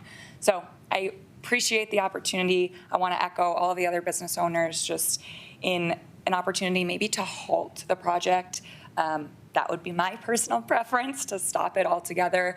But I do understand that we need to grow as a community and as a city. So absolutely open to the opportunity to collaborate on that. And again, just thank you for the opportunity to fight for our businesses and to continue to be the community that we absolutely love and adore. So thank you. Thanks a lot, Kelsey. Next up is Michael Jacob, followed by James Dixon. Good evening, Council. My name is Michael Jacob, and I'm here tonight with my wife, Serena. Serena and I purchased the Louisville Lash & Company in March of this year. 3 years ago, Serena decided to leave her 15-year career in the dental industry to chase her passion, return to school, and become an esthetician. Currently, she works alongside 5 other estheticians we employ, which all provide services to citizens of Louisville. As you are all very aware, there's risk associated with opening and running businesses. Serena and I put a second mortgage on our house to be able to finance ours. The purchase of the business from the previous owners included taking over the remainder of an 8-year lease. I'm also sure you are aware it takes time to grow a new business, and right now we are still very new. Some months we're in the black, sometimes the red, and sometimes we barely break even.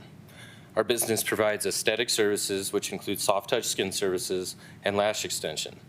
In addition to these, our estheticians provide medical services that require steady hands and focus. The staff are required to draw blood and perform injections in extremely delicate locations like the face. This is a stressful procedure for both the staff and the clients. Our clientele expects to have a quick, quiet, and peaceful service that is uninterrupted by unexpected events, loud noises, and inconveniences. Construction creates the opposite of those expectations and will have a direct impact on our revenue, even if it only affects 10 to 15% of our clientele. It is human nature to try and make every task as efficient and stress-free as possible. This morning I drove past a gas station that was a few cents cheaper just because the other one down the road had an easier entrance and exit in the same direction I was headed to on my way to work. Serena and I both understand the need for cities and towns to develop and improve their infrastructure, but it needs to be done in coordination with those that are economically tied to and depend on the people that will be affected by these developments. Had Serena and I known about the planned underpass and closure of South Street, we would not have taken on the risk of purchasing the business in Louisville. We fear that our business will not survive the impact of the construction and planned development will have, and the impact the planned development will have, which will ultimately have deep and long-lasting consequences on our personal finances. Thank you for your time. Thank you, Michael. Next up is James Dixon. Well, kind of like Justin, I was expecting to come here and really kind of get into you guys with all the facts and why we shouldn't do this or why we should do it elsewhere. And I think that's been pretty well hammered home, thanks to all the businesses and everything like that. I would like to acknowledge that, Kurt and Cameron have been working so hard on this project. We at Tebow Properties, we own about 300 projects. We do a lot of development. And as we're doing that development, sometimes we reach a point when something's just not right, and we do have to pivot, and there's the sunk costs that's associated with that. But when we're looking, as Kurt explained, this is a 50 or 100-year project. It has to be right, and it can't come at the cost of businesses. It can't come at the cost of closing the road. So I think this is a pivotal point. I know it costs additional design funds. I know it's going to cost additional time, and it's going to put the grants at more pressure to get this project done. But we have an opportunity here to just slow down, make sure we get it right, and make all the stakeholders, including the community, the businesses, as well as the need for multimodal transportation, all hit the right button. So I'll yield the rest of my time. I just wanted to express that. Thank you, James.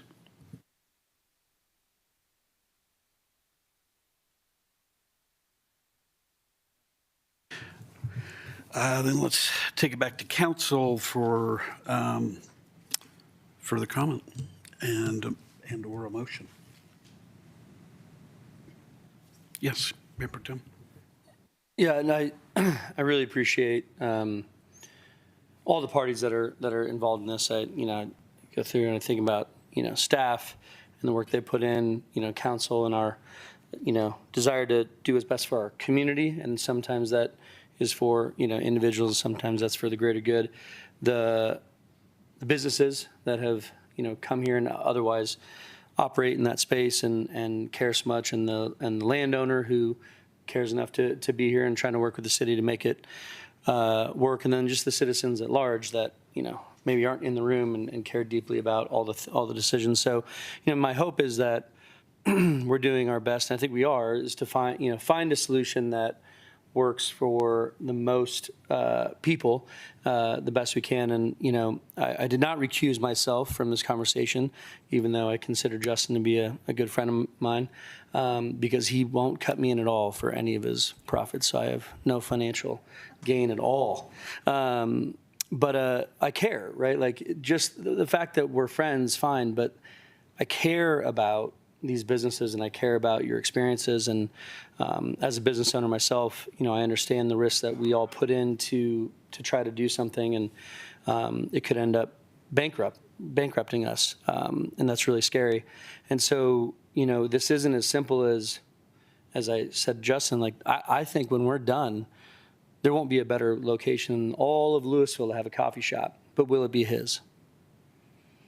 Right? And so that's what we're trying to, deal with here is, what can we do as a council, as a staff, as a community, to make sure it's still Ziggy's that is the one that gets through all this and benefits in the end, and it's an amazing place to have a coffee shop, and that goes with all of your establishments. And what we haven't really talked a lot about is the underpass to nowhere.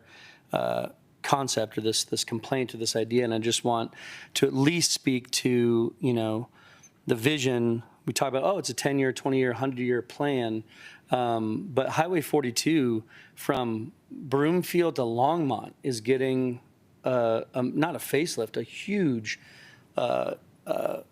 upgrade, and that's going to benefit the whole corridor, but it's going to be a really miserable process when you redo that road, and it's going to cost hundreds of millions of dollars to do it.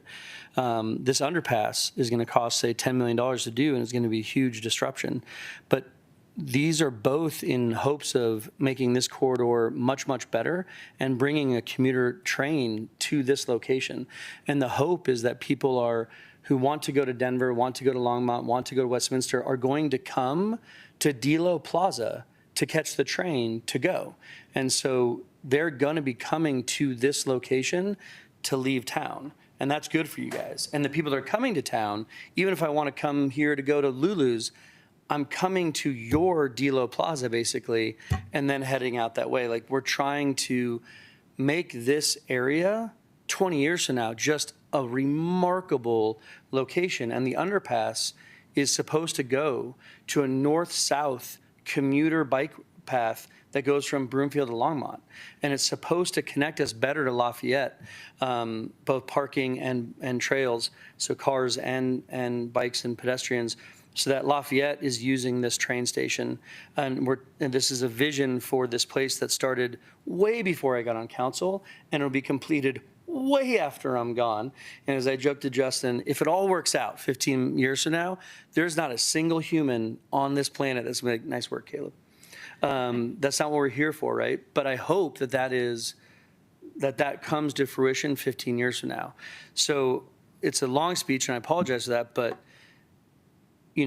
trying to marry those two things together and say, yeah, there's a big city planning thing that a lot of people are working on for decades, and we want it to work. And then there are individuals that are going to potentially be harmed by those short-term actions, and that's a problem. So what can we do to mitigate that? What can we do to avoid that? What can we do to do the best possible version here? And I think that's what we're all aiming for. So there's still a long process in front of us, but I think not to mention like why we want this underpass to nowhere. It is hoped to be a very important connection in the future that right now you just look and you're like, what's the point of that? And so that's the big 20-year city planning exercise that we're in. So I thank everybody for their part and their role in this, and I take my role very seriously in this, and I appreciate the complexities of this, and I'm excited to move forward with option B, sort of whatever that option turns out to be, that's the direction we're headed, and there are a lot of smart people working on it with a lot of good intention to try to get this accomplished. So thanks for humoring me with that long-winded thing. Yes, Councilmember Kern. Thank you. So I do appreciate everybody who came out, who's here. And I think I met with most of you when I learned about this, and a lot of you did. And I want to thank the staff for listening, and to us as well as to all of the direct stakeholders. I know it's a lot of extra work, a lot of extra thinking that's going to go into it, a lot of extra emotion, and I just wanted you to know that I appreciate that effort. And I don't think that it goes without the appreciation of everybody that's going to be directly impacted with this. I share a lot of Councilmember Dickinson's comments on the concern of the impact of the construction that will be on the current businesses, and working as tirelessly as possible to come up with maybe there's some interesting creative solutions that reduce impact to help keep the businesses open if we don't find a different location for the underpass. And Mayor, I would hope you would entertain a motion to pass Resolution 71, 2025. Okay, do we have a second? Second. Second.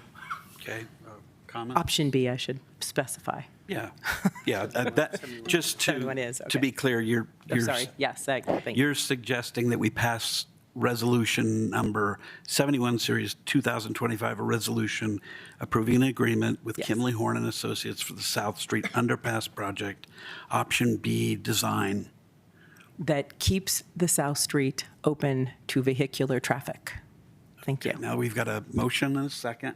Yes, Councilmember Hefner. I just want to briefly thank everyone for coming out. The comments are both well taken and appreciated, and certainly understand how serious this is. And I know Kurt and his team and everyone else in the city is going to work hard to, if we do end up moving forward after we get through design, minimize construction impacts and do appropriate phasing and sequencing and so on. And, I don't think any of us can promise there will be no impacts, but it's very important to us that we keep them as small and as manageable as possible as this moves forward, and certainly as the broader Highway 42 project moves forward as well.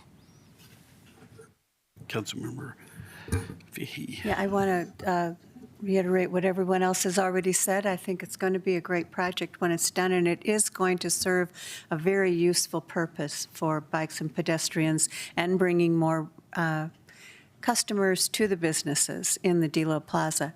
I am wondering, with South Street staying open and it only being the underpass for bikes and pedestrians being built, can there be an emphasis on the construction setup, all of the equipment and things to start on the east side of 42 so that the noise and the dust and all the interference is mostly contained on the opposite side of Highway 42 from the businesses? Yeah, I mean, what I would say about construction is first we need to figure out what we need to build. So once we have that, then we'll work with our construction partners to minimize as much as we can. Our businesses are our first priority, as are the residents in that area. But I just can't commit to how we will build it until we have a design, and then we actually talk to the people that are going to build it to determine what is the quickest way to get it built with the least amount of impact on the surrounding area. So that would be my commitment. Thank you. Okay. Anyone else? All right. I have a couple of just quick comments. First, safety is critically important. As people know, there are an enormous number of human versus automobile accidents that are unfortunately endemic to Colorado and the rest of the country. This is a trend. It's something that the current administration federally is focusing on. It's something that has been focused on by the last administration. It's scary, and everybody knows it. This is an opportunity on what is going to be a wider highway, which is going to have a lot of people, to improve safety. That's a good thing. It's going to, I think, one of the things, and I'm going to continue to sort of beat this drum because it's important and I'm willing to stick my neck out, there is going to be a train. There is. It's already paid for to come through here. The plans are to use the station in Louisville. So it's not a matter of going to the voters. Right? This is a proof of concept here. And with that in mind, there's going to need to be a place for people to park. That's over near the ball fields across 42. And there'll be people who need to get from there to the train.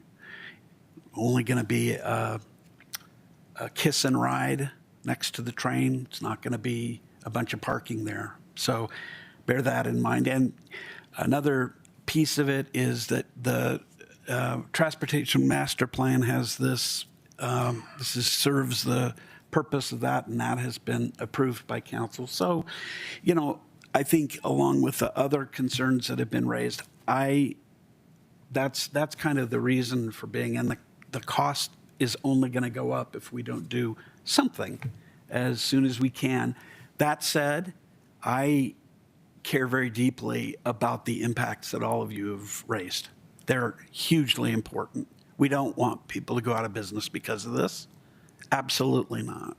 And it's going to be, no matter what we do, nobody's going to be here on council promising that there's not going to be any impact. It's just not going to happen. But we can find ways of dealing with that. We can find ways of improving what is currently being discussed as version B or option B. I want to say and we're going to listen as we have to this. That's sort of why I wanted to cut through to get to the meat of what we really need to be getting to. I think that was more or less successful, or I'd like to believe it was successful. So bear with us, but I think we're on a better path. And one final thing, there was a comment about some meetings among stakeholders and city staff that were canceled. Those meetings were canceled because of this meeting, that staff needed direction from us. And so they've got it if we pass the resolution. So I'm sorry for going on, but it's really important, I think, to say all those things. And it's very important, maybe more important than anything, that we listen to the people in Louisville and the concerns that they have. We've listened, we will. We're going to continue to do that and listen to the businesses. That's essential to what we're doing here. So, that said, is there any other comment? Nope. Yes? Well, do you have? Yeah. I'm not coaxing it out of you. I'm just asking. Yeah. Just wanted to say, I came into this meeting, being a little bit unsure about which option I might support. But there were a few questions that I really wanted to get answered, and from reading the packet and asking some questions before, I still had those concerns coming into the meeting. But from what I heard from staff, really led me to to move towards option B. In particular, I think staff allayed some concerns I had about the possible considerably larger budget, and then also just not sort of the non-viability of some options that could try to preserve aspects of what we have, but still go for option A. So I wanted to come in with an open mind, and I do think that option B is the best way to go tonight. And I just want to reiterate, or just say that I agree with what my fellow council members have said. So thank you all for coming and for providing feedback. Okay. It's a resolution, so we just need a voice vote. All in favor of the motion? Aye. Any opposed? Very good. Before we take the final item, I'll take one more moment of personal privilege. There's no need to say anything except I had a daughter that encouraged me to go on a hike today at midday, or it ended up extending to midday, and I'm pretty dehydrated, and I probably should have turned this meeting over to my Mayor Pro Tem. So, but you could have. And I appreciate the indulgence of the staff and the council, and most of all, the public tonight. So thank you again. All right, let's go to item D. Ordinance number 1903, Series 2025, an ordinance amending Title 17, Louisville Municipal Code concerning distance restriction for natural medicine businesses in the city of Louisville. It's the first reading to set public hearing. Tonight, we're going to be hearing staff report for this ordinance. We will not be opening the public hearing or taking public comment. Council may ask questions, suggest amendments for second reading, or instruct staff to return with additional information. It is possible that the council could vote the thing down and not send it on. All right, so the floor is staff for report. Thank you, Mayor, councilors. Good evening. Matt Post, Senior Planner. I'm so sorry, Matt. Can you just wait 1 minute? Because I actually can't even hear. Sure. So if we can, that'd be great. Thank you so much.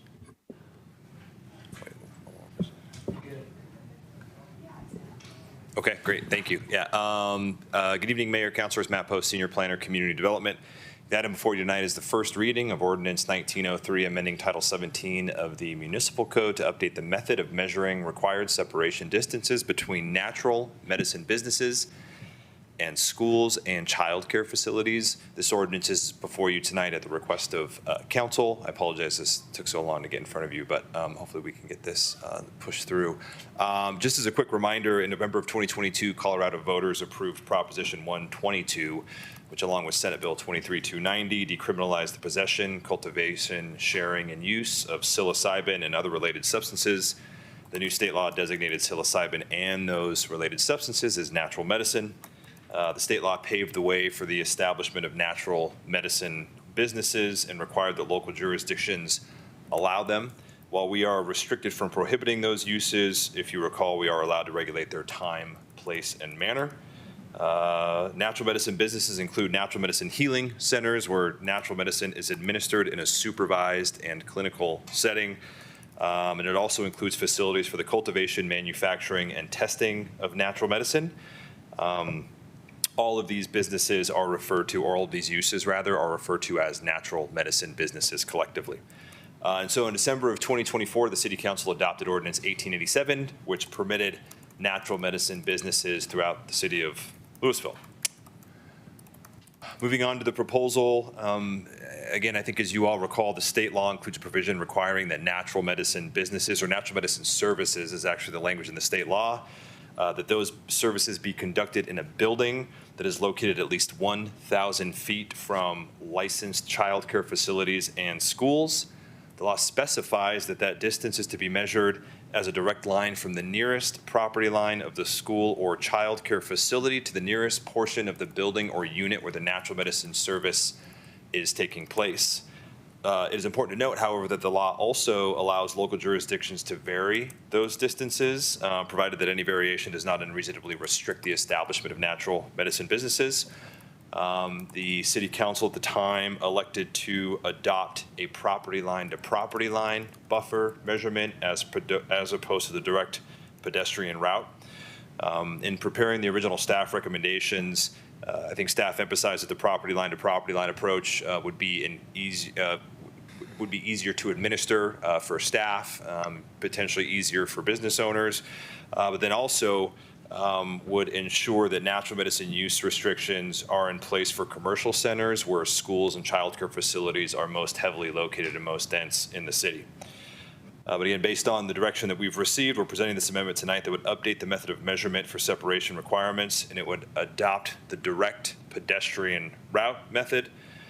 This approach would measure the distance, again, from the property line of a school or child care facility to the closest portion of the building or unit where the natural medicine use is taking place. So existing is property line to property line, proposed is the direct pedestrian route measurement. So on the screen here is the proposed language. So I'll just read through this quickly. So no natural medicine business may be located within 1,000 feet of, we know, schools and childcare facilities. The existing language right now is that the distance shall be measured, shall be determined by a direct measurement from the nearest property line of the land, the school, the land use containing the school, to the nearest property line of the site containing the natural medicine business. That language has been updated to state that the distance shall be calculated by measuring the most direct pedestrian route from the nearest property line of the land use to the nearest portion of the building or unit where the natural medicine business use will be located. And then we added this last section here just to ensure that we were able to reasonably determine what a safe pedestrian route is. And that language says the measurement shall reflect a safe and lawful walking path without trespassing or use of alleys and shall follow designated pedestrian routes and include right-angle crossings while observing all traffic signals and traffic regulations. So this is the new language as proposed. I wanted to include just a depiction of the original buffer map that we had shown for the existing language here. Obviously, it was easy to show this as an informative graphic for where natural medicine businesses would be prohibited based on existing schools and licensed childcare facilities. This map is probably outdated. I didn't run a new buffer for it. I pulled this from the old one, but again, this is simply reflective of the original buffer that we adopted, which was the property line to property line measurement. I wasn't able to generate a new map. I'm sure, as you can imagine, there are multiple pedestrian routes that any potential use that's established could take to a school. So instead, we took an example here. This is an example, an aerial from a neighboring community. I didn't want to use a Louisville community and potentially call out a potential business that wouldn't necessarily be establishing a natural medicine use. But as you can see, highlighted in blue would be a school and the boundary of that school location. What's highlighted in yellow would be a potential lot or property where a natural medicine business use may be located. What's in red would be the method of measurement that we have currently adopted, which is a property line to property line measurement. And you can see that the shown measurement is 240 feet. Under the administration of our current ordinance, a natural medicine business would not be permitted at this property that's shown in yellow. With the update, using the most reasonable pedestrian route that you can see is highlighted in green, that buffer distance turns to 1,246 feet. A natural medicine business would now be permitted at that particular location. I chose this particular graphic because there's actually an alley that you can see. This is the city of Lafayette, but there's an alley that's also present here. And again, based on our language, we would not allow the pedestrian route to be calculated by an alley. So it's using sidewalks, right angle crossings, and the measurement is taken to the nearest point of the building where the natural medicine business is taking place. So this is an example of how the new method of measurement may play out as opposed to the property line to property line that's currently adopted. And so just some quick analysis here. I think based on the updated method of measurement, staff anticipate that this change will primarily affect natural medicine healing centers. Those are the uses where natural medicine is administered in that clinical setting. And again, that's just based on the fact that the districts where natural medicine healing centers are permitted are also some of the areas in town where we see the most childcare facilities and schools. Other areas other uses that are considered for impacts would be cultivation, manufacturing, and testing. Of course, those are only permitted in industrial districts, so we don't anticipate a significant impact on those particular use types within the natural medicine business category. So areas of town that we anticipate may now be eligible to establish natural medicine businesses or natural medicine healing centers specifically would be downtown Louisville. If you recall, just from our buffer map here, based on the existing buffers, downtown Louisville was fully excluded from being able to establish a natural medicine healing center use, again, just based on the buffer map, and that may change with the new pedestrian route. So we anticipate, again, potentially natural medicine healing centers to be established in downtown Louisville now, and Centennial Valley as well, some areas in Centennial Valley and along the McCaslin corridor where those existing buffers would have prohibited their location. That concludes staff's presentation at this point. The Planning Commission did just hear this last week and recommended approval of this ordinance moving forward. So I'm happy to answer any questions that council may have. Thank you very much. Are there council questions? Yes. Sorry. Councilmember Kern, then Mayor Thank Pro Tem. you. So it mentions, and thank you for bringing this back and working on it. I remember the particular concern in case I think that was something in our Old Town area.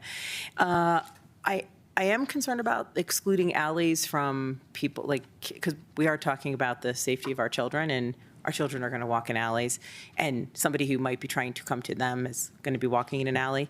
But I just wanted to make sure that trails, like a designated path that's through a school to access a sidewalk, that's part of these considered, I guess it's not going to be through the school property because you're at the very edge of it. But the example that you gave in Lafayette, for example, I would be concerned with using this language and saying that wasn't a path that somebody would use to get there, because I think that they would in an alley.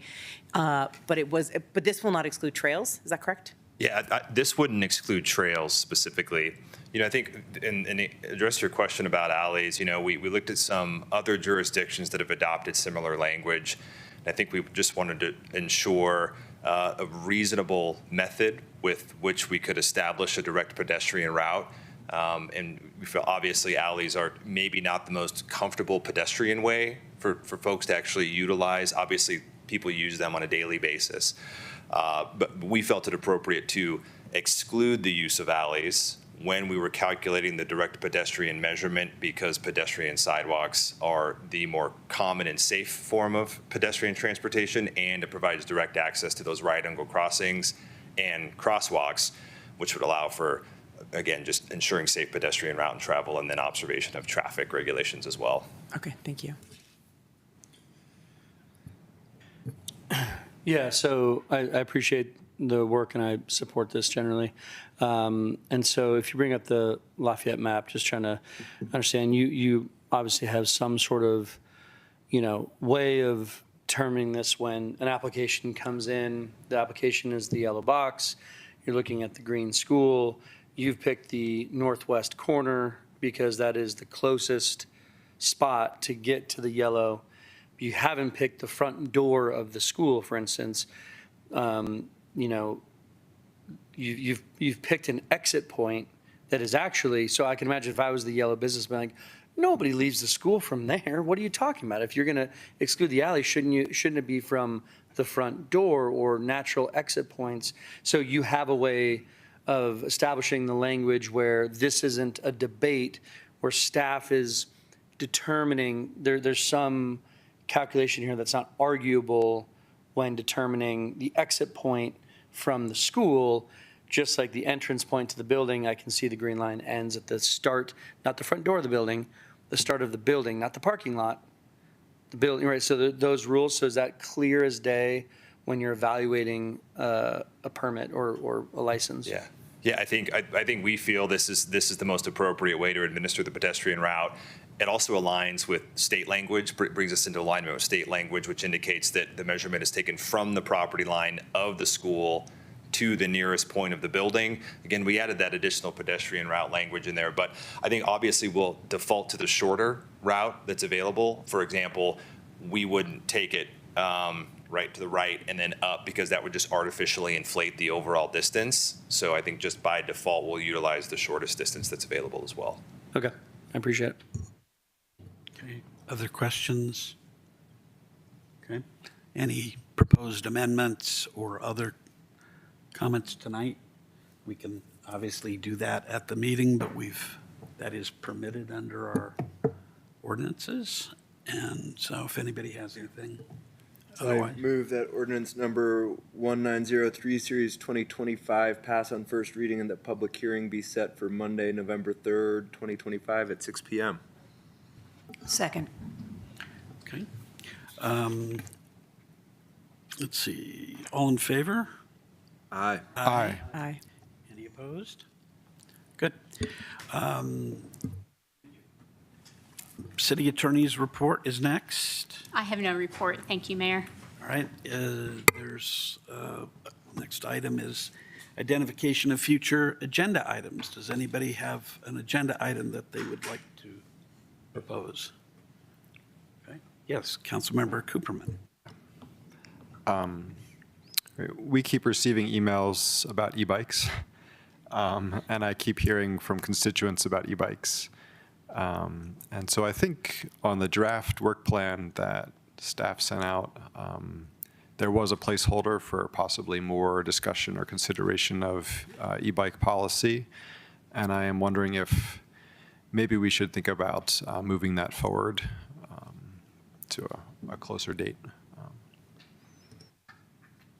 Just to clarify, are you suggesting that we deal with it in the work plan discussion, or are you suggesting we put it as an agenda item on a council meeting? Oh, sorry. On its own, you know? Yeah, I guess I'm suggesting that we consider putting it on an agenda as an item. Okay. That's an item. Let's take a quick straw vote on that, about whether we want to put that on the agenda. Yes, no, up. Let's talk about the thumbs up. People in. Well, I'll comment that I definitely think it's something we need to continue to talk about. I think this is a high priority safety issue for our community. I think the right place to talk about it is in our work plan adjustment to say, yeah, let's put this on an agenda, but I'm not comfortable like in this meeting right now determining what it cuts in front of or not. But I support your interest in moving it up on the calendar. And so I think we should talk about when we're looking at our advanced agenda and other things that if we can get this back faster, but I'm not prepared to like place it on an agenda tonight. Comfortable with that? Yeah, that's fine with me. All right. We'll make sure it gets on the, as a item that we talk about in the work plan. All right. Can we get a motion to adjourn? So moved. A second? Second. All in favor? Aye. Okay. Any opposed? Great. Thank you all. Recording stopped. Labor problems. Each miner was paid by the ton and had